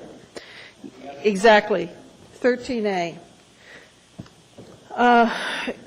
The issue is just that they're treated separately, and this will make the new language in that resolution also be reflected in the chapter that's before us. And Mr. Nelson can explain it a lot more clearly than that, I believe, if there's any need for. I'm not sure if, let me just see if there's any. I think Ms. Osiander has actually done a fairly good job of explaining. So actually at this point, your actually motion is to adopt Attachment F in mass. Yes, sir. So if you want to click your button. All right. Now, first, is there anyone on the body clicking if you would need Mr. Nelson to answer questions? Yes. It doesn't look like Mr. Coffey. Do you have? Thank you. I have a question. For Mr. Nelson? Yes. Okay, go ahead. Mr. Nelson, bottom of page 1, line 45, the research laboratory and the definition, is that part of the same ordinance? Or is that something, is that part of 13A, the 2008-80S version? Mr. Chair, Mr. Coffey, what we're doing is in 2008-80, we're identifying it as a public health and safety laboratory. Yes. Now, we're doing that because it's going to be going into the current, that ordinance is an amendment to the current code, which needs to be done for an immediate project, which is a state crime. Understood that. Okay. In the new Title 21 rewrite, which you're acting on in Attachment F, what we're proposing to do is to combine public health and safety laboratory with other research laboratories. And so what we're doing on line 45, 46 is basically Okay. adopting the language that incorporates public health and safety laboratories with research laboratories. So then all of F is necessitated by 13A or 2008-80. This whole thing relates to that one topic, is all I want to make sure of. That's correct. Thank you. Thank you, Mr. Chairman. Okay. I see no one else in the queue. Is there anyone that is opposed to the approval of the entirety of attachment F? Hearing and seeing none. And Mr. Flynn, you're on the phone, so if you have objections to attachment F, you need to speak up. Thank you, Mr. Chairman. I have no objection. All right. Hearing and seeing no objection, attachment F is approved unanimously. Thank you. Thank you, Ms. Osiander. At this point, there are two other amendments that Mr. Coffey will discuss, one about connexes, one about motor freight terminals. So I'd like to yield to him. Thank you. Go ahead. Now, just for purposes of clarity, so we all are working off the same page, at a prior meeting, we have a proposed amendments, Chapter 5, Dan Coffey. We can put that in recycle. Yes. Okay. So then there's three things that we should be looking at. One says version 1, one says version 2, and one says motor freight terminal. Right. Okay. Mr. Chairman, I move version 2 of the intermodal shipping container. Okay. Second. Speak to it, Mr. Chairman, if I might. Yes, please, Mr. All right. Go ahead. I had the Dan Coffey amendment that you just put into the recycling file. I had discussions with Tom Nelson and staff and Erica, and we got to version number 1, which is not moved, but it's here with you just so you understand it.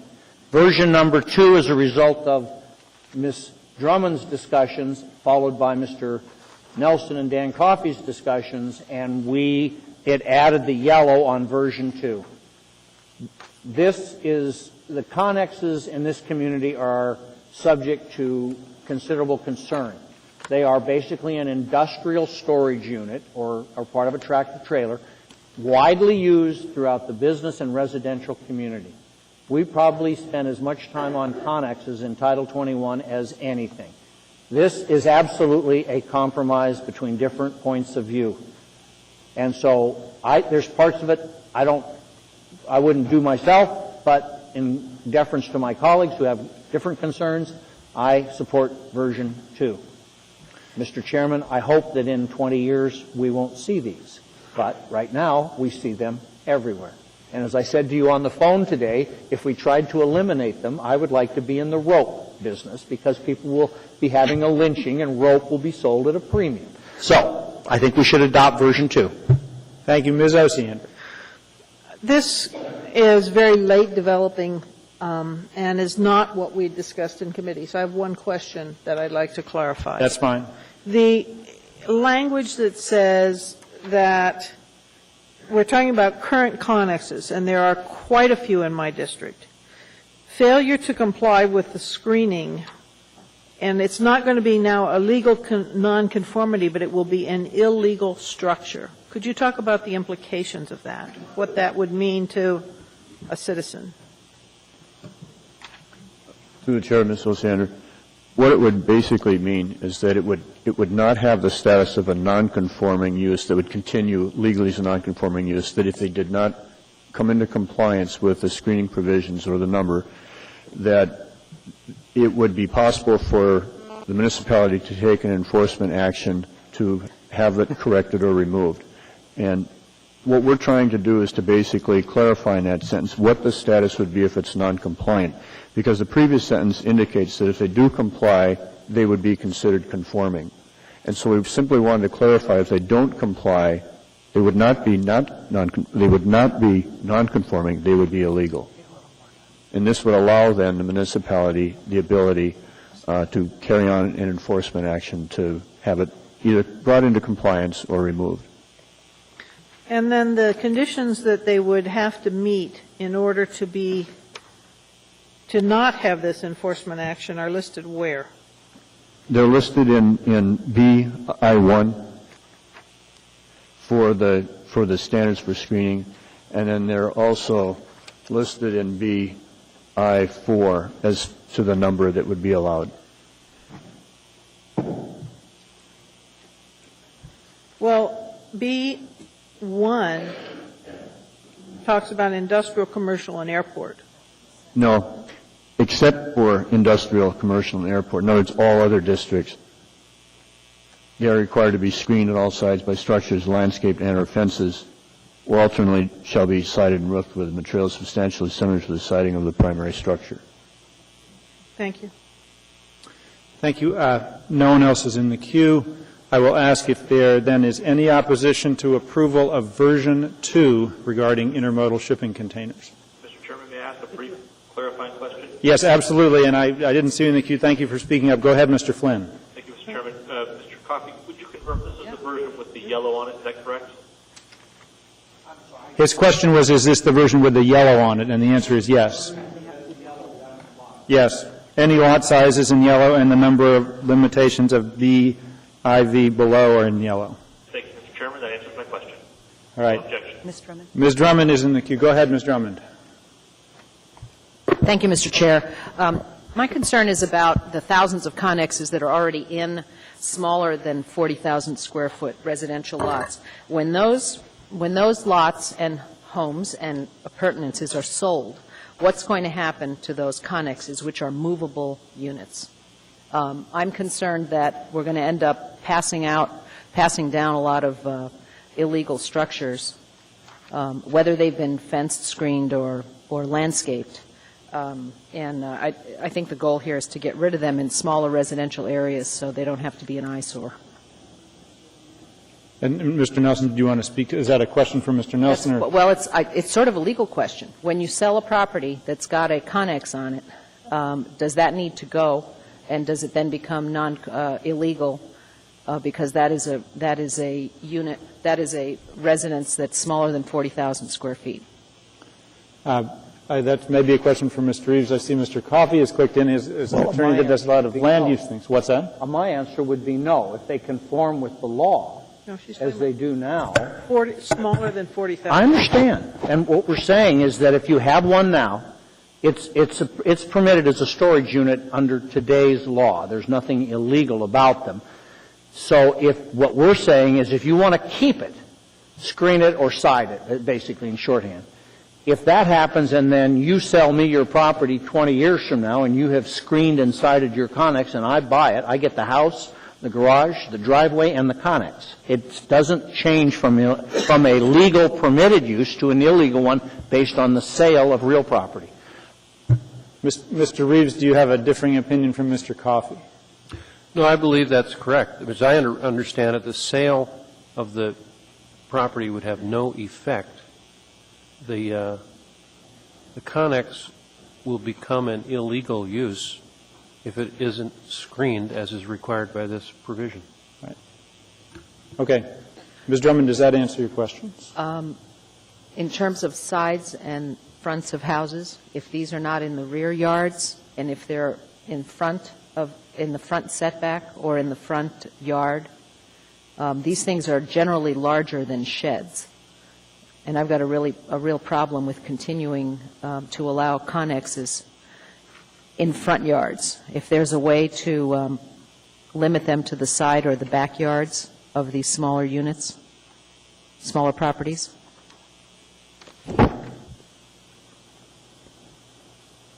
Mr. Coffey, did you want to respond? Well, my response is there is a way, but you need to make a motion and you need to make an amendment and then we need to discuss it and then we can vote on it. And we don't have that in front of us. It's not a legal question. It's how we put this ordinance together.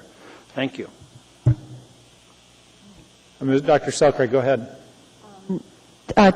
Mr. Nelson, it is possible to require a property be brought into compliance at the time of sale, isn't it?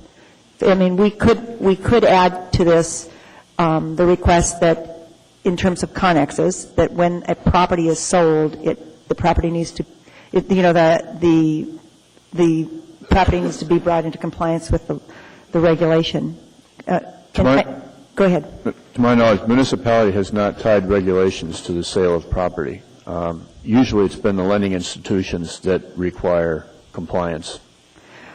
Well, I will share with you, when I was planning director, the experience of Fred Meyers when they came to Anchorage and were doing a major remodel and came in and asked what they would have to do to bring their parking lot up to code, and we did not have any requirements in place to bring the parking lot up to code because we don't require these sorts of things. But in order to actually make progress over time regarding these connexes that we're basically letting exist, it would seem to me that we need some strategy to address the sale of the property and the opportunity to have, at the time of the sale, the property brought up to the code and the nonconforming use disallowed. Now, could that be done? It may be a legal question as well as a planning question. I can't recall where we've ever tied a requirement to a sale of property. In the case that you were speaking to, if there is a change of use, then we can require that with the change of use, that any non-conforming characteristics have to be made conforming. Not a change of ownership. But this isn't, we're not talking about change of use here in this instance. I guess I would like to just run it by legal. Mr. Reeve, do you have a comment on this? Yes, I believe that mechanically speaking, it would be very difficult to do this by tying it to the transfer of title to the property. I mean, you can rely on the private sector to police this to an extent because the law will say that this is illegal, and if it's an illegal structure and a title company or an appraiser looks at it, perhaps they'll see that. But it's an illegal structure. It doesn't take a sale to make it illegal. It's already illegal. So I know I've sold property, and I've had to bring the property up to the current building code. Everybody, you put in all those new plugs that have grounds in them. And what's the structure that requires that? And would there be any commonality between this and that at all? I think in that situation, as in this one, it's a private contractual matter between you and the party from whom you purchased the property. So that's not a municipal requirement, that's the loan requirement. Okay, thank you, that helps. Thanks very much. Mr. Coffey, do you have any? Well, just one last comment. I indicated in my initial comments that we have spent a considerable amount of time on this, and I thought when we got to version 2, we had addressed all the concerns. Now I'm hearing committee language here, and without any proposed amendments, but an expression of concern. So I would say, if you're going to have a concern, then let's make an amendment so we can move on. Otherwise, let's vote this up or down. Okay. Thank you, Ms. Drummond. Okay. Thank you, Mr. Chair. I know when I've bought or sold houses, they don't even let you sell the refrigerator. The lending institution doesn't even let you sell the refrigerator in place. I would propose an amendment in Class A residential districts. I'd like to add to B, Roman number 3, at the end of the first sentence, after greater than 40,000 square feet, and in the side or backyards in Class A residential districts.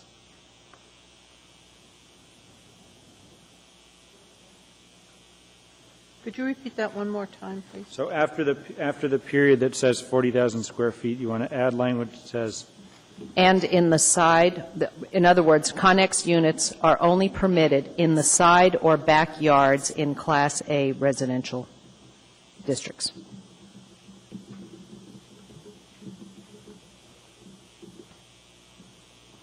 If I could have a blank. Is there a second for that? Ms. Drummond, push first for the motion, and then we need a second. Thank you. Seconded by Ms. Gray Jackson. Thank you. Mr. Coffey. Yes, just a point of order, Mr. Chairman.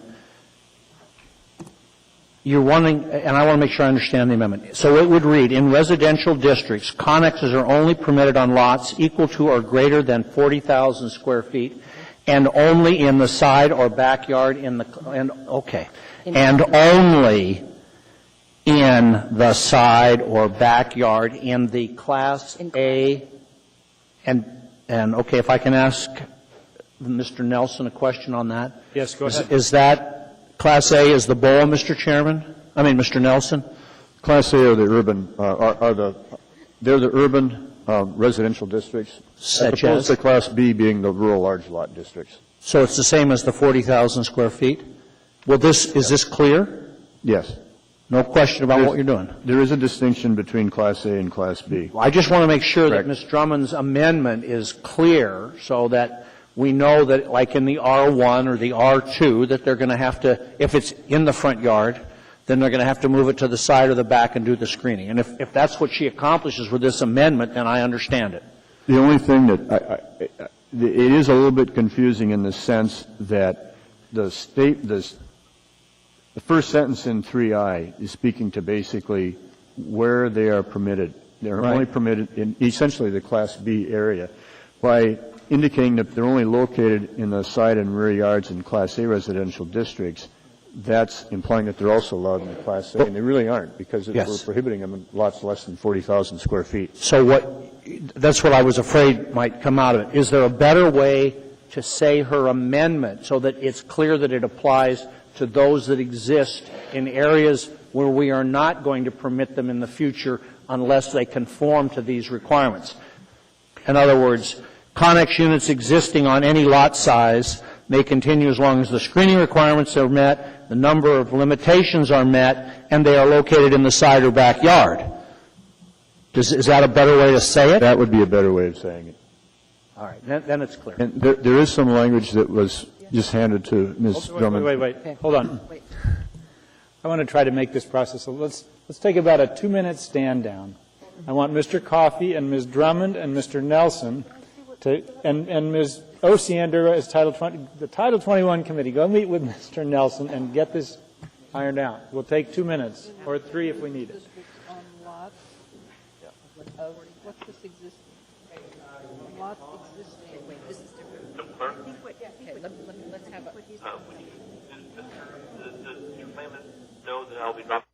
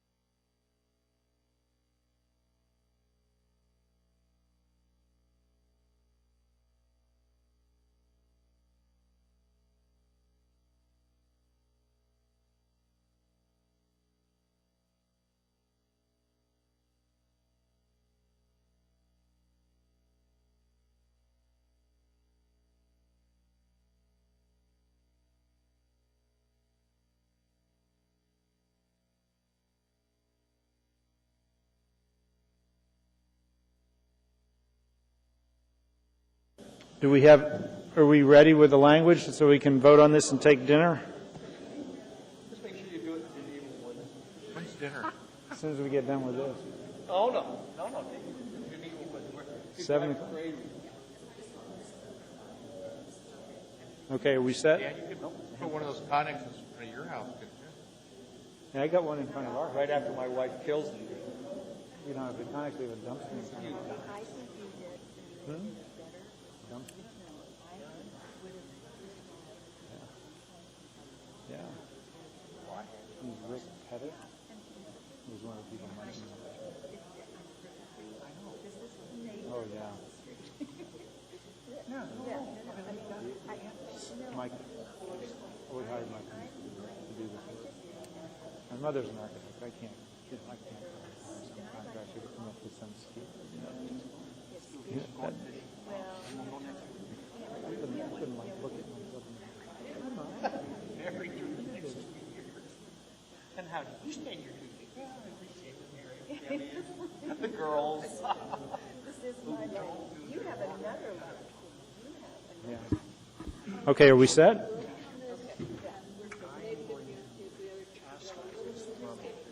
Well, we'll take this up and then we're going to take dinner because it's that time. So do you have the language that I can give to the clerk?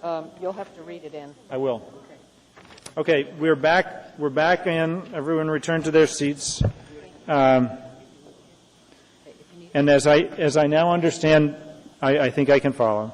There is language that will be added to of the version 2 under section B triple I. The second sentence will have language added that says, except as restricted in B 7 below, comma, Connex units existing as of effective date. And I'll give this all language to the clerk. And then there is added a section B 7 that reads, in residential districts on lots of less than 40,000 square feet, Connex units existing on effective date that are located between the front plane of the principal structure and the front property line shall be removed or relocated within 1 year of bracket effective date. And those are two amendments to version 2 that have been moved by Ms. Drummond. One amendment. Well, I actually need to withdraw the earlier simple amendment and replace it with this one. Okay. And so moved. So it's moved. Yeah, Ms. Drummond moving to substitute the First Amendment, and seconded by Ms. Gray Jackson. Thank you. All right, and the substitute amendment is what I just read. And I will give this language to the clerk, and I will ask, is there any opposition to version 2 as amended by the substitute amendment? Thank you. Yes, is there any objection to the substitution? No objection to the is there any objection to the amendment? The substitution is approved, the amendment is approved. Now, version 2 as amended. Is there any opposition to version 2 as amended? Hearing and seeing none, version 2 is approved. I will hand it to the clerk with the language. Thank you all very much. It is time for our dinner hour. We will endeavor to return at 7:30, but I know some folks from the Title 21 committee are going to have a few conversations during dinner. We might be running a little late. So please be patient with us and enjoy the 30-minute dinner break.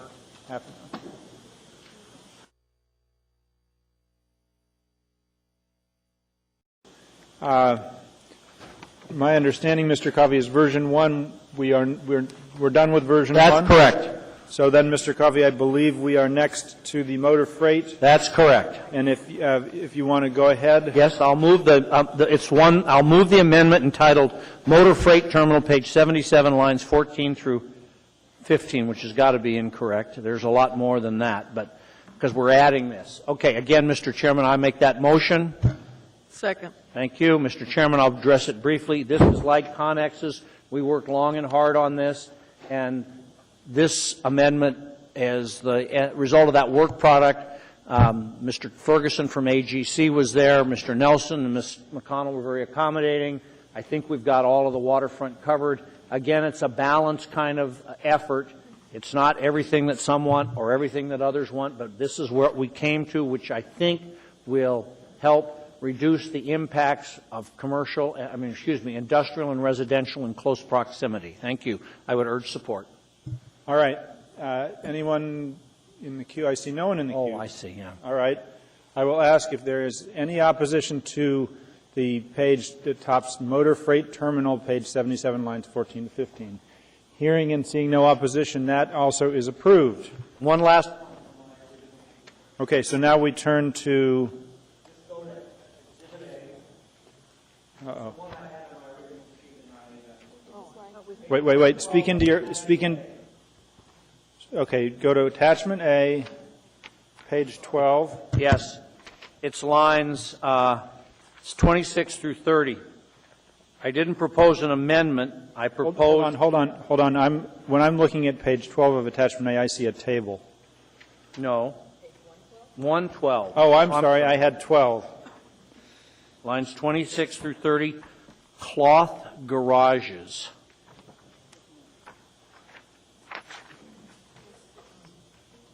Okay. Okay. Mr. Chairman, my motion is to delete lines 26 through 30 and renumber the rest of the paragraphs. And now have a go second. ahead and hit first motion and get a second. Thank you. Second. Thank you. Mr. Chairman, unfortunately, perhaps we didn't spend as much time on fabric structures or cloth garages as we did on connexes and motor freight terminals. The question is whether or not this individual structure, first of all, they have to meet building code. We did find that out in committee. If they don't meet the building code, they can't build them. So the question is whether or not we want to eliminate these entirely, which is what the language in attachment A provides. They would go away entirely. They are they're a prohibited accessory use. I don't think they should be prohibited. We allowed for them temporarily in an earlier amendment, but we never addressed the question of whether they should be a permitted accessory use. Mr. Chairman, that's my motion. Okay. Thank you, Mr. Coffey. I see no one in the queue. I have a question. Oh, Ms. Drummond, go ahead. Thank you, Mr. Chair. Mr. Coffey, did I hear you say that the building code prohibits cloth garages if they don't meet the code? That's my understanding from the committee meeting. We were told, I forget who, it might have been Mr. Dean, who said they have to meet building code requirements, structure and so on and so forth, but that that's what he said. So we talked about whether we should add that they had to meet the building code requirement, and the answer that we had when we had the discussion was no, we don't have to add that because it's already the rule, the law. Go ahead, Mr. Drummond. In other words, I see Mr. Nelson is also the clicked in. $200 10 by 20 foot cloth garage that comes in a box from a big box store is prohibited already by our building code. That's my understanding. Then it seems to be an enforcement issue. Okay, Dr. Selcraig, did you have a comment, or do you want to defer to Mr. Nelson first? I have a question for Mr. Nelson. It was my understanding, just looking at the historical reason that this is here, it is not just a building permit issue. It's my understanding that there was some intent from the Planning and Zoning Commission to not promote the idea of cloth garages because they actually aren't the kind of structures that, as a community, we want in our residential neighborhoods. Is that correct?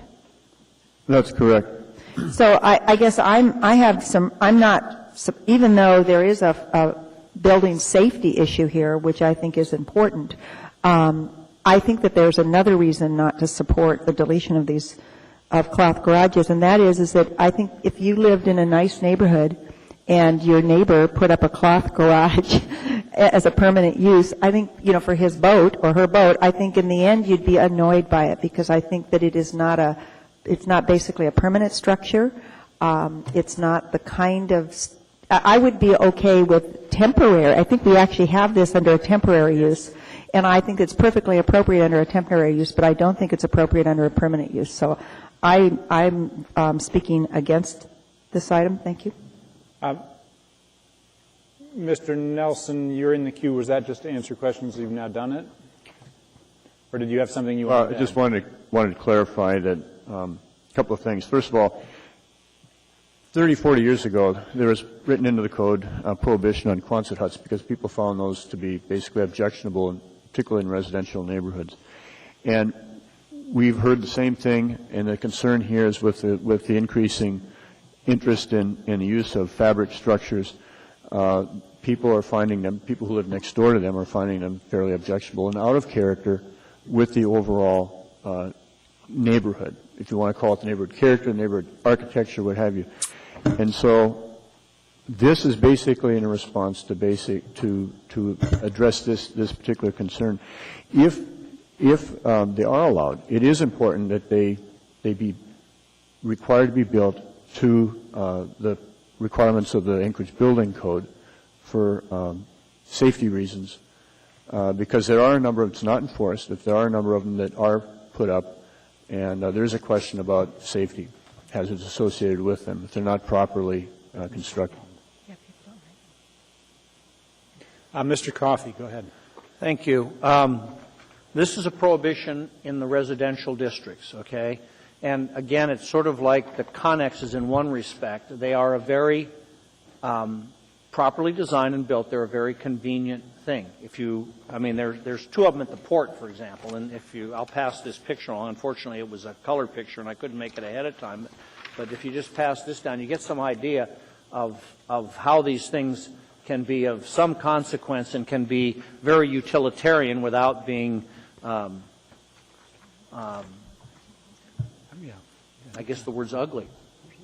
So what I would propose is that we might propose this as an alternative on line 30, except those that meet the building codes would be a permitted use or permitted accessory use.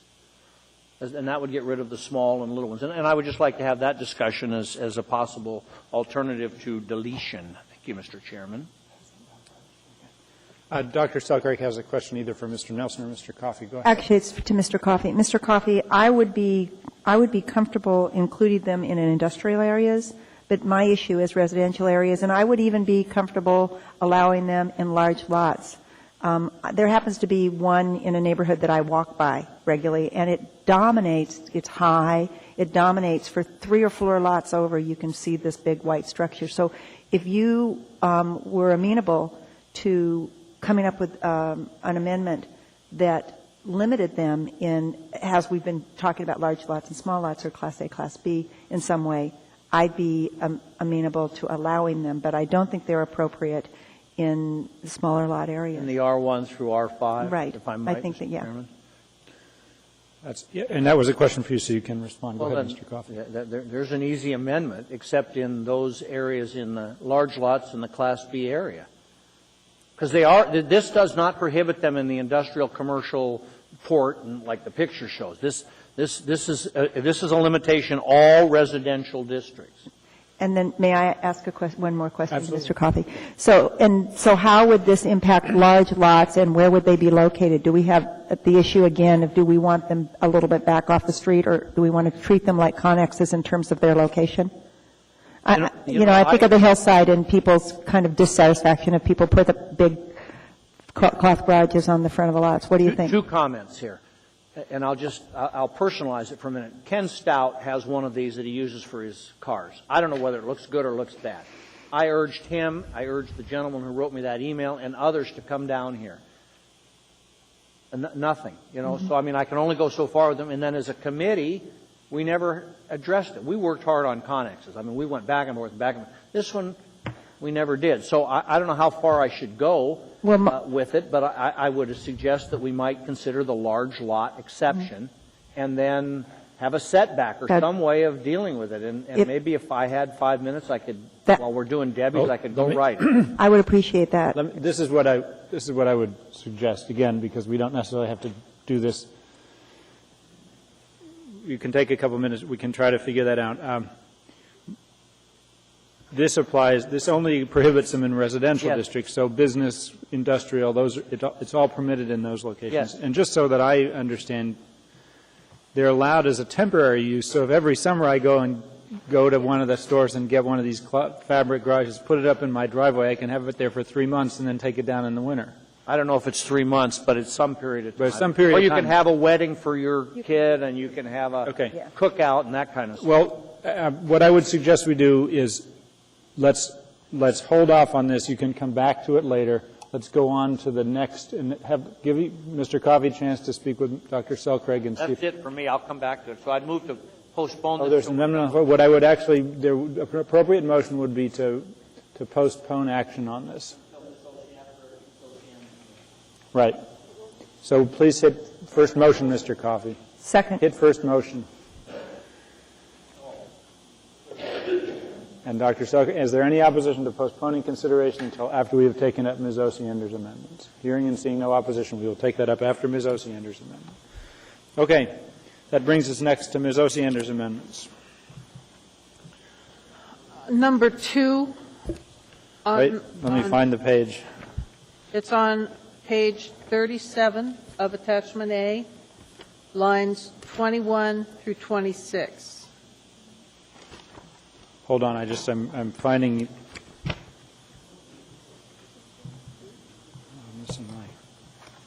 I'm missing my Osiander amendment. This is about churches and community assembly areas. And I seem to have misplaced my notes from your. I'm sorry, I didn't hear the clerk. She's not clear where it is, and for some reason, I had it in front of me, and I now don't seem to be able to find the page that has all your amendments on it.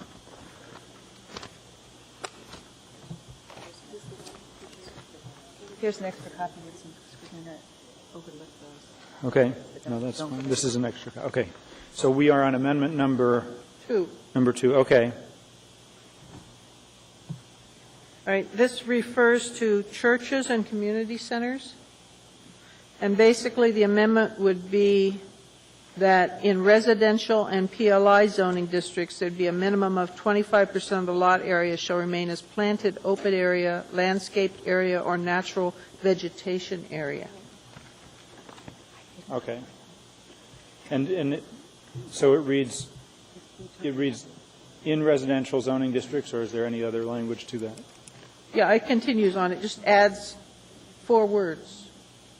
The underlined is an addition. Okay. All right. And that's been moved by Ms. Osiander. Is there a second? Ms. Johnston seconded. Okay. This is one we discussed in committee, and I believe it has the support of planning staff. I just have a question. Go ahead, Dr. Selcraig. So in a commercial district, what happens? They'd have to have, I'll let Mr. Nelson answer that. It would be the regular requirements for setbacks and landscaping. That any building would require. Okay. Thank you for that answer. And Dr. Selcraig, where are you as to this amendment? I think I was initially reluctant, but I'm supporting it. Thank you. I see no one else in the queue. Is there any opposition to Osiander Amendment Number 2, which affects page 37, line 21 to 26, adding the words in residential and PLI? Hearing and seeing no opposition, Amendment Number 2 is approved. I move Amendment Number 3. This is on page 38. It's relating to homeless and transient shelters. It's line 17 through 25, and it would include, I would insert 3 new words in the definition section to say that the shelter the definition would read, a facility designed to provide minimum necessities of life, including overnight accommodation on a limited short-term basis for individuals and families during periods of dislocation and emergency. Okay. Thank you, Dr. Selcraig. We reviewed this in committee, and I think it's a good amendment, and I'm going to be supporting it. I'm happy to do it. All right. I see no one else in the queue. Is there any opposition to Amendment Number 3 affecting page 38, lines 17 to 25, adding the language including overnight accommodation? Hearing and seeing no opposition, that is approved. I will not be moving Amendment 4 and Amendment 5 because I thought that there was committee agreement and there is not. Okay. So instead I will move number 6. This is on page 106, line 32, and it's relating to home occupations. The amendment would add new language for Class B areas which are the rural parts of the, large rural parts of the municipality, to give slightly more flexibility on size. Are you going to say anything? All right. Dr. Selcraig. I believe that a lot of work went into this. There was some negotiation to make it work, and I will be supporting it. I think it's a... Supporting the amendment? Yes. Okay. And is the clerk have the right copy of Ms. Osiander's amendment? There's only one copy Okay. of this one. Okay, good. Is there any opposition to approval of Amendment 6? Hearing and seeing none, that amendment is approved. I would just make a note for the record that Mr. Flynn, after the dinner break, did not return to the telephone, and so his votes are not being recorded, and he is excused for the balance of the evening. I have just a procedural request, and that is that the planning staff be sure to weigh in if there's something that they want to comment on. Thank you. Okay. Next, Ms. Osiander. This one, I'm sure, will engender some debate, but no. This number 7? On page number 7, which is on page 111. This one is relating to parking of business vehicles outdoors accessory to a residential use. And my motion is to delete 17 because I believe that commercial vehicles are already prohibited in residential districts. What's the number? Do you need to talk? That's fabric structure. Okay. Can I have a clarifying motion from attachment G? I'll bring that with me. Okay. That's moved and seconded. I have a question. My recollection is that this whole business about parking of business vehicles was a matter that we addressed sometime in the last year and a half with extensive discussion, and we prohibited them and recognized that despite the prohibition, they would probably still be in neighborhoods with some regularity. Yes, sir. Okay. This has been discussed. This is the 4th time during my time on this body that this has been discussed. All right. Mr. Nelson, as to amendment number 7 from Ms. Osiander. They don't agree, sir. Yes. Staff has done some research on this. We'd like to clarify with you, and I'd like to turn this over to Erica to present that information. That's fine. Go ahead, Ms. McConnell. Commercial vehicles that weigh more than 11,000 pounds are prohibited in residential areas by Title IX. Commercial vehicles that weigh less than that, which would include your average van, for instance, would not be prohibited. And so you could have a situation where somebody had a landscaping business or a painting business and they were parking multiple, basically any number of these vehicles at their residence. Could I speak to my motion? Actually, you can, but I'll let you come last because Ms. Drummond's in the queue, but I will certainly give you the opportunity. Go ahead and put yourself in the queue, Ms. Osiander, and I'll make sure you get the chance. Ms. Drummond. Thank you, Mr. Chair. If this amendment passes, somebody who lives in your neighborhood and owns a landscaping business and doesn't have a business lot to keep his vehicles on could park any number of pickups and trailers with lawnmowers and all this other stuff on it. And that there are all kinds of businesses that that are home-based and don't keep their commercial vehicles in a yard. As written, this Section 17, which the amendment proposes to delete, allows just 2 such vehicles to be parked in a residential, at a residence. So I do not support this amendment and urge that it stay as you see it on page 111 in attachment A. Ms. Osiander. The discussion we had on this earlier talked about defining commercial vehicles and some of the frustrations that city staff has had in determining what commercial vehicles were. The suggestion was presented that if there's a logo on the vehicle, that would mean that it was commercial. And a lot of the discussion the Assembly's had in the past has centered on that logo. The code certainly currently bans vehicles over 11,000 pounds, also vehicles having multiple axles. And if you see on page 113, there's a list of some more definition and language on commercial vehicles. It's also if there's a commercial driver's license, then it's prohibited. I would say that we currently have in code language that would protect our neighborhood sufficiently, and we're entering into a real morass if we start looking at lettering that's on the side of a vehicle to determine if it's commercial or not, which is how the discussion, what the discussion centered on in committee.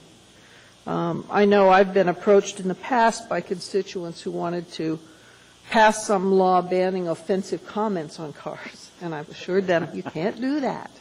But situations like that are certainly a lot more troublesome than someone who has a little sign on the side of their car saying Mary Kay Cosmetics, which would be included in this prohibition because it would be defined as commercial, at least according to the discussion we had in committee. Dr. Selcraig. We spent quite a bit of time, and I want to note that actually the first time we looked at this in committee, we went from one vehicle to two vehicles. So the draft A actually reflects some of our initial discussions, allowing somebody to have Mary Kay and also a construction business, so you could have two vehicles. I can just share that in my district, I know of a street that's been very frustrated with a landscaping firm that's parking 6 and 8 vehicles, and they're all just trucks. They look just like they're not even very big trucks, but they come and go, and it's a small business in the neighborhood with multiple trucks that's actually on Old Harbor, and it's caused some challenges to the neighborhood in there. So this is really an effort to protect the existing neighborhoods and not allow them to be used as basically parking lots for their commercial businesses. Thank you, Mr. Nelson. I know that the department's expressed its opposition. Do you have something more? Ms. McConnell. Thank you, Mr. Chairman. I just wanted to clarify that this particular section is for vehicles that don't meet the standards of Section 113, and that's on page 113, and I wanted to clarify that a commercial driver's license is required by the state for vehicles weighing more than 26,001 pounds or designed to carry more than 16 passengers. All right. I see no one else in the queue. I will just there's two big themes I see on this. One is that the enforcement of this is little or none, and so recognizing that there's a big enforcement issue on all these commercial vehicles in residential areas, and that the committee, as a process of discussion, increased the number allowed from 1 to 2. I think it, as it exists in Attachment A, it reflects, I think, a community desire to say if you are in the commercial business, you really need to, the goal is to limit yourself to 2 parked outdoors. You can get more than 2 if you've got garage space. Probably in the summer you could get some fabric garages and have more inside. But I think on balance that this, I'm okay with this as it exists, and so I'm not going to support the amendment. But I know this is not going to be consistent, so let's please vote. And I think both, because Mr. Flynn is no longer with us, we can do it on the machine. So please vote yes. Yes amends it so it takes out number 17, and no leaves it as written in Attachment A. Make sure you're voting the right way. I don't want reconsideration tonight. No reconsideration tonight. All right. That amendment fails by a vote of 5 to 4. Okay. Thank you. I'd like to move number 8 with a change, if I could. And all right, the change would be that instead, this is about repairing your vehicle outdoors, okay? And it's referring to page 112 of Attachment A. Currently, the language says that if you do this repair rebuilding work, it has to be in the rear of the principal structure and it has to be screened from view from all property lines and all adjacent right-of-ways by an opaque fence between 6 or 8 feet or by an opaque landscaping of equivalent height. In committee, we heard from people who said that their side yard wasn't even big enough to allow them to get a vehicle into the back. And so my amendment would be to say rear or side, just to add the words or side. It would still have to be screened by the fence and the landscaping. Would not be allowed in the front, just or side. Can you, because that's not in what's on your page 8. No, it's changed because I had a conversation with Ms. Drummond. So on page 112, direction on which line? This is on page 112. If you look at lines 13 through 15, okay, these are the standards. Actually, it's line 8 through 16. Those are all the standards you have to follow if you're going to work on your vehicle outside. All right. You can only do one, and it has to be the property that you own. And so basically, if you look at line 13, it says, shall take place to the rear, and I'm proposing adding 2 words. Or side. Or side. All right, and that's seconded by Mr. Coffey. Yes. Okay, Mr. Nelson. Please disregard that. Thank you. Dr. Selcraig. I guess I need a little bit of clarification. Exactly what's the impact of the changes on what we have in A? I guess, could you say that again, please? All right, it would just add 2 words. After the word, on line 13, okay, it would, instead of just saying to the rear, you could also say or side. Okay. But it would still retain all the screening requirements. Does the staff, how does the staff view this recommendation? We don't have objection to the amendment. Thank you. All right, I'll ask if there's any opposition to the amendment to page 112, line 13, to add the words or side. Hearing and seeing no objection, that amendment is approved. All right. I have one other point that just I think is necessary for clarification. It's not a specific amendment.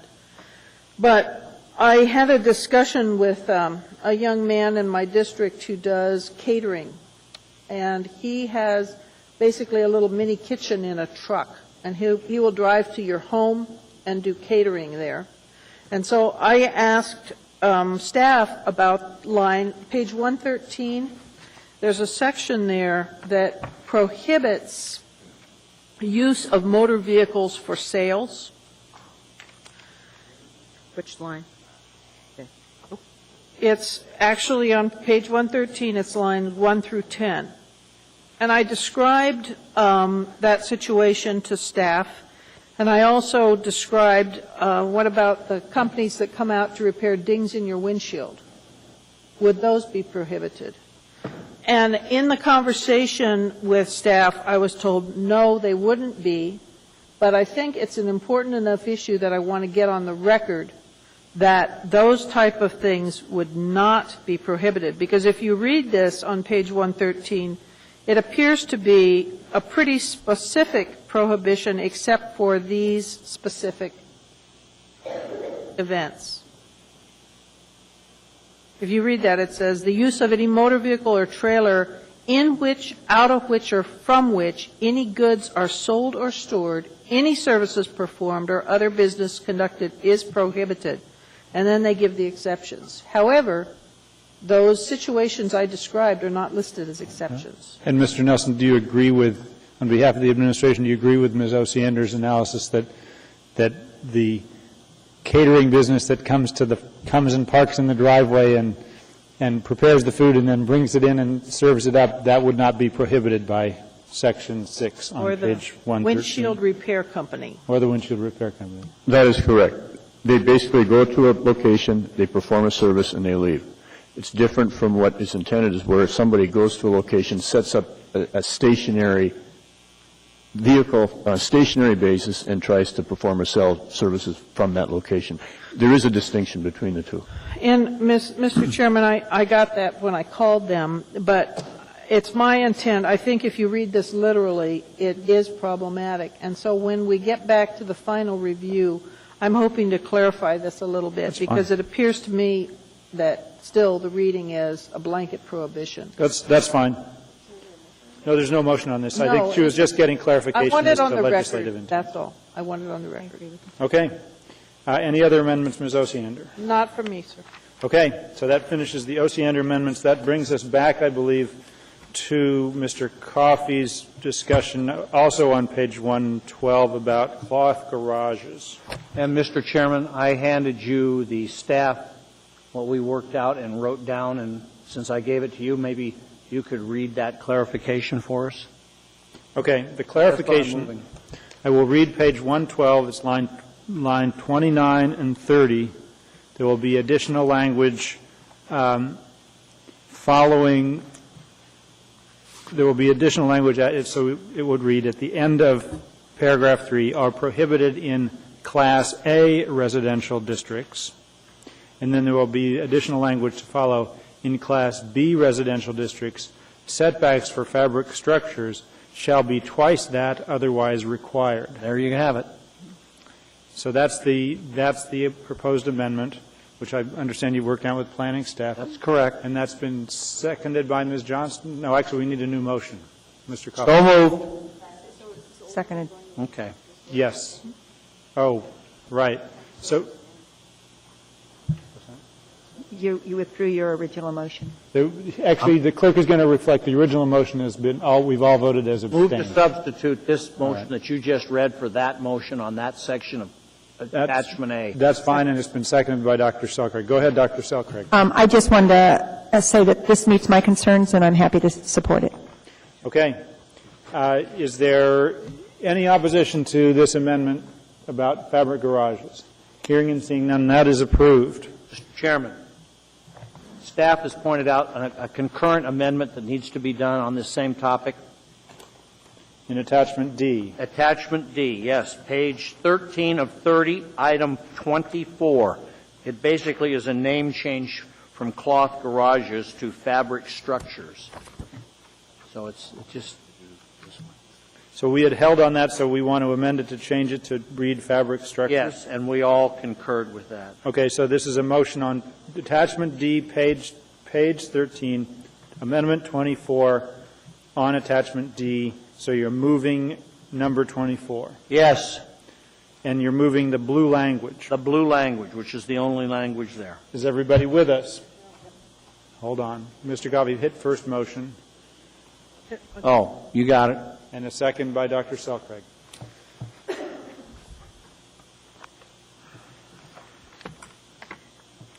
All right. Everybody with us now, Madam Clerk? Okay. Is there any opposition to Amendment 24 of Attachment D? Hearing and seeing none, that is approved. Okay. Is that all we have for Chapter 5? Yes. All right. Do we have to move the whole thing or Now, not? No, I don't think so. Didn't we previously approved A, and we've been going through amendments to A. Don't we? No, I think you moved A, and now you've been amending it, and now you have to adopt A. All right. So is there a motion to adopt A as amended? So moved. Second. Oh, Ms. Selcraig beat me to it I'm again. sorry. Heaven help me. The clerk advises we do not need to move again because we have approved A and we've approved each amendment that we've approved. So, But do we need to? oh, sorry. A is in front of us. Now, any opposition to well, Ms. Osiander, did you want to speak? I did. Okay, go ahead, Ms. Osiander, as to A as amended. I spoke to Mr. Abbott earlier, and I think that it's a discussion that is going to be necessary for the whole community. We've now provisionally got some language here that's significantly different from current code. There are several instances where people are under enforcement action for violation of current code, but they meet the standards of the provisional code. We are going to need clarification on how the city deals with situations like that. Mr. Abbott has assured me that he will let us know what the administration's recommendation is, but I'm assuming that other people besides me have gotten calls on that one. Second thing I want to say is that my apologies that this was complex and that it involved multiple sheets. The intent certainly is simplicity and ease once we get into debate. The difficulty was, to a certain extent, due to the timeline that was imposed and the fact that there was a lot of give and take on discussion, where we thought we had an agreement and then something else came up and we had to change it. The next chapter will be simpler. We will have an alternative version of 6 to present to you. You'll maybe have, at this point I'm anticipating maybe at most 3 or 4 amendments on that one. After that, you will see Chapter 3, which also should be fairly straightforward. I want to warn you now, Chapter 7 is just as bad or worse than this chapter. What we've done, well, I'm trying to I guess, toughen you up for the process. Chapter 7, because of its complexity and its depth, is basically being split into 3 separate sections. And we may end up having to come to you and ask for provisional approval of it in those 3 sections. But we'll do our best to get you a single draft so you don't have to have so many attachments. Thank you very much, Ms. Osiander. The clerks has reminded me several times that we really, I think, as a body and we have to eventually come up with the version anyway, and if we can get the S version in front of us rather than the multiple ones, it will help everyone, and I agree with you completely. Dr. Selcraig. I'd like to note that one of the things that Chapter 5, I think, brought forward is that we have very unique expectations of how we want to live in different parts of the city. And I want to recognize over and over again issues were raised regarding the lifestyle in Eagle River in contrast to the lifestyle in the Bowl. And there was a commitment continually at our work sessions to go back and address Eagle River's land use code very specifically, and I want to put on record that I think we should do that, and we need to make sure that the resources are there and available to do that. I also want to note that on multiple occasions I've expressed concern about how successfully we've dealt with high-density housing, and there's a lot of expectation around Chapter 7 and its capacity to address some of the issues in terms of the neighborhoods that are high density.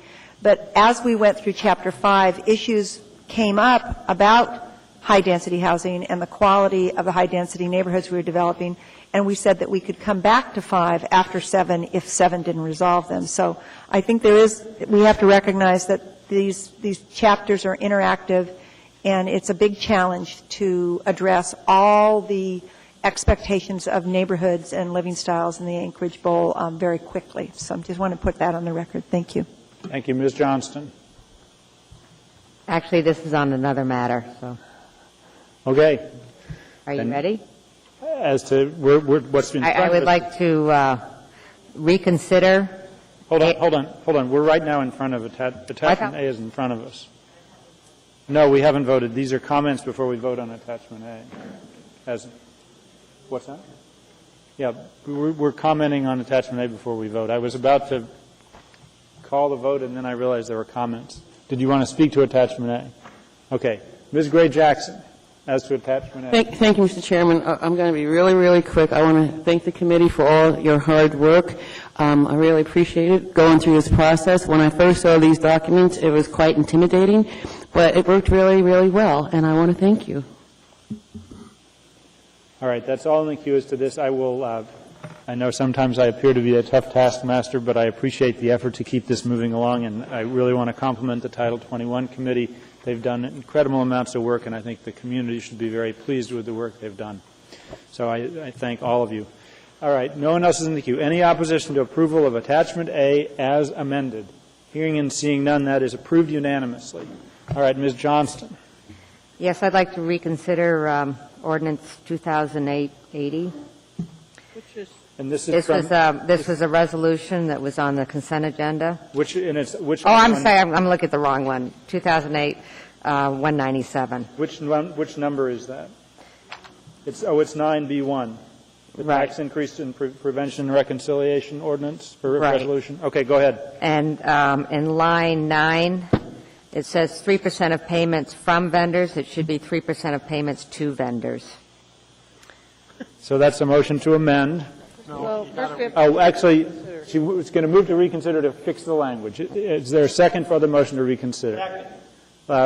Ms. Johnson, somebody needs to click buttons. I'll withdraw mine. Ms. Johnson, go ahead. Okay, now a second. Thank you, Mr. Gutierrez.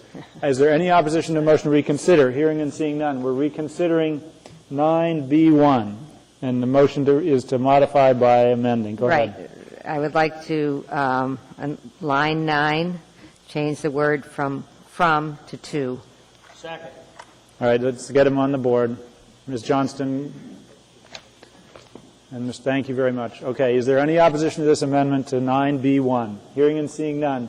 That amendment is approved. Okay. Could I just mention that this actually is a very important amendment, and I think it should be shared with all Chamber of Commerce, any Rotary clubs, whatever.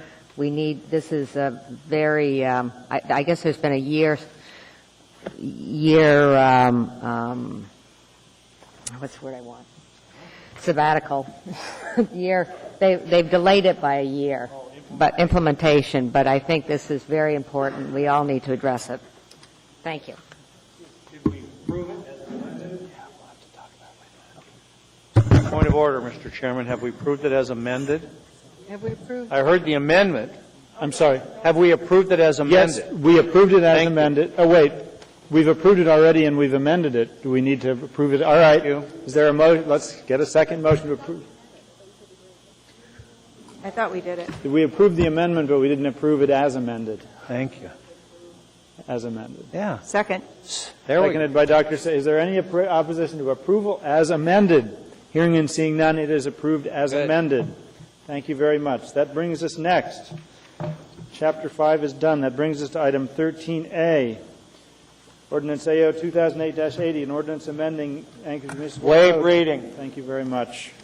The public hearing on this matter is now open. Anyone wishing to be heard on this about public health and safety laboratories, please come forward.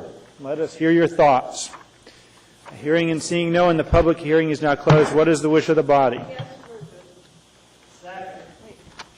Moved. The S version has been moved by Ms. Osiander, seconded by Mr. Coffey. Ms. Osiander, press first. 13A. Do you have the S version? It is, yes. It's 9A2, Thank you. I think. Maybe not. I'm sorry. Yeah, it was, you have the S version. Yes, that's right. 13A2, it's the S version, 2008-80S, and that's been moved and seconded. Did you want to speak to that, Ms. Osiander? This is basically housekeeping. It was approved unanimously by P&Z. It adds the classification of public safety facilities to the existent outdoor shooting range standards. Mr. Nelson, is there anything you want to add to that? I'm withdrawing. Only to indicate that it's also adding public health and safety laboratory because this is amending the current code and it's needed in order to facilitate a state project that's currently in design. And with the adoption of the new Title 21, the public health and safety laboratory will be merged with research laboratory. We already basically approved these standards in Chapter 5. Okay. Dr. Selcraig. Mike, please. I plan to support this. However, it does raise the question to me about what we're really doing with PLI. We have a project that we want to have developed on it. We just add it to the list of things that can happen there. And it's just an odd way to manage PLI land. And so I'm going to support it, but I don't think it's the best way ultimately to be managing our PLI land. All right. I see no one else in the queue. Is there any opposition to approval of item 13A2, which is the S version of 2008-80? Hearing and seeing none, that is approved unanimously. That brings us next to item 13B. And just this is one I anticipate there will be a motion to postpone indefinitely. Item number 2008-86, AO, an ordinance amending Anchorage Municipal Code, Section 8.15.010, to raise the minimum value of property in the crime of theft by shoplifting. Thank you very much. The public hearing on this matter is now open. Anyone wishing to be heard, please come forward. Hearing and seeing no one, the public hearing is closed. What is the wish of the body? Mr. Abbott. Mr. Chairman, we would, in anticipation of the introduction of a similar but different ordinance, we would request that this one be postponed indefinitely. Moved by Mr. Coffey or seconded by Ms. Johnston. Is there any opposition to postponing 13B indefinitely? Hearing and seeing none, that is postponed indefinitely. That brings us next to item 13C, a resolution, or AR number 2008-168, a resolution of the Municipality of Anchorage appropriating $1,430,000 from the federal season. Waive reading. Thank you very much. The public hearing on this is now open. Anyone wishing to be heard, please come forward. Hearing and seeing no one, the public hearing is closed. What's the wish of the body? Move to approve, sorry. Mr. Coffey and Mr. Gutierrez, thank you. I see no one in the queue. Any opposition to approval of item 13C? Hearing and seeing none, that is approved unanimously. That brings us next to item 13D. AO 2008-92, an ordinance amending Anchorage Municipal Code sections 3.97.025B and 3.97.030A to add service area boards. Public hearing on this matter is now open. Anyone wishing to be heard, please come forward. Hearing and seeing no one, the public hearing is closed. What's the wish of the body? Second. It's been moved and seconded. Is there any opposition to approval of item 13D? Hearing and seeing none, that item is approved. That brings us next to item 13E. AR number 2008-169, a resolution of the Municipality of Anchorage appropriating $114,332 from the U.S. Environmental Protection. Waiver. Thank you very much. The public hearing in this matter is now open. Anyone wishing to be heard, please come forward. Hearing and seeing no one, the public hearing is closed. What's the wish of the body? Move to approve. Second. Moved and seconded. Is there any opposition to approval of item 13E? Hearing and seeing none, that item is approved. Next brings us next to item 13F. AR number 2008-170, a resolution appropriating $1 million from the State of Alaska Department of Environmental Conservation grant. Waive reading. Thank you very much. The public hearing on this is now open. Anyone wishing to be heard, please come forward. Hearing and seeing no one, the public hearing is closed. What's the wish of the body? Move to approve. Moved and seconded. Is there any opposition to approval of item 13F? Hearing and seeing none, that item is approved unanimously. That brings us next to item 14A, AO 2008-96, an ordinance amending Anchorage Municipal Code, section 17.10.015A regarding chronic animal noise.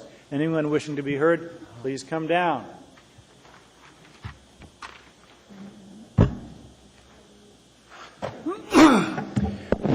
Mr. Chairman, I'm Neil Kerniger. I'm the current Vice Chair of the Animal Control Advisory Board.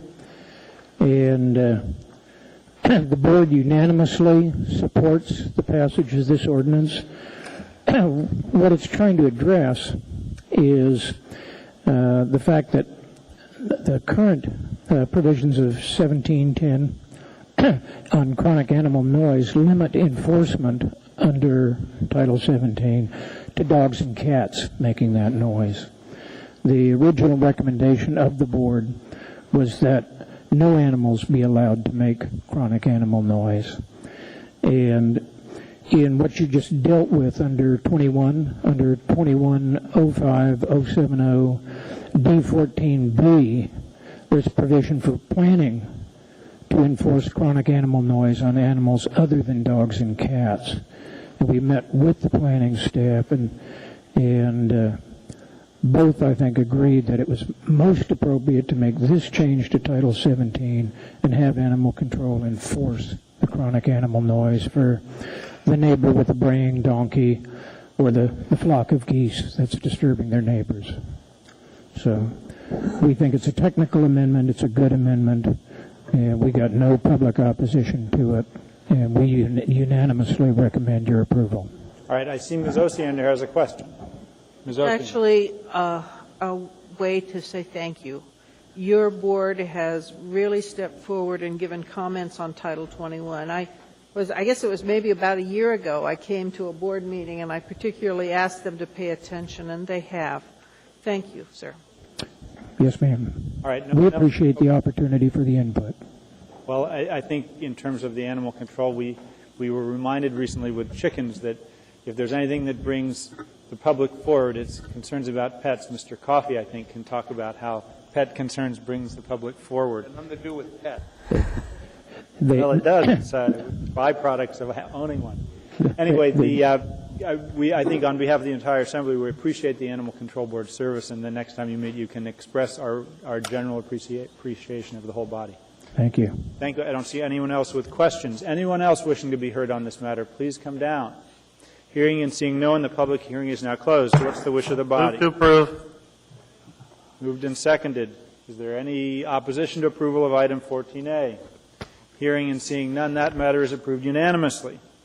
That brings us to the end of the agenda. I did note there was a member of the public that was here earlier expressed a wish to speak during audience participation. I don't see him here. Mr. Chairman, I actually went and looked for him, and he's nowhere to be found. Okay. Thank you, Mr. Gutierrez. Is there anyone else that wants to appear as part of public participation?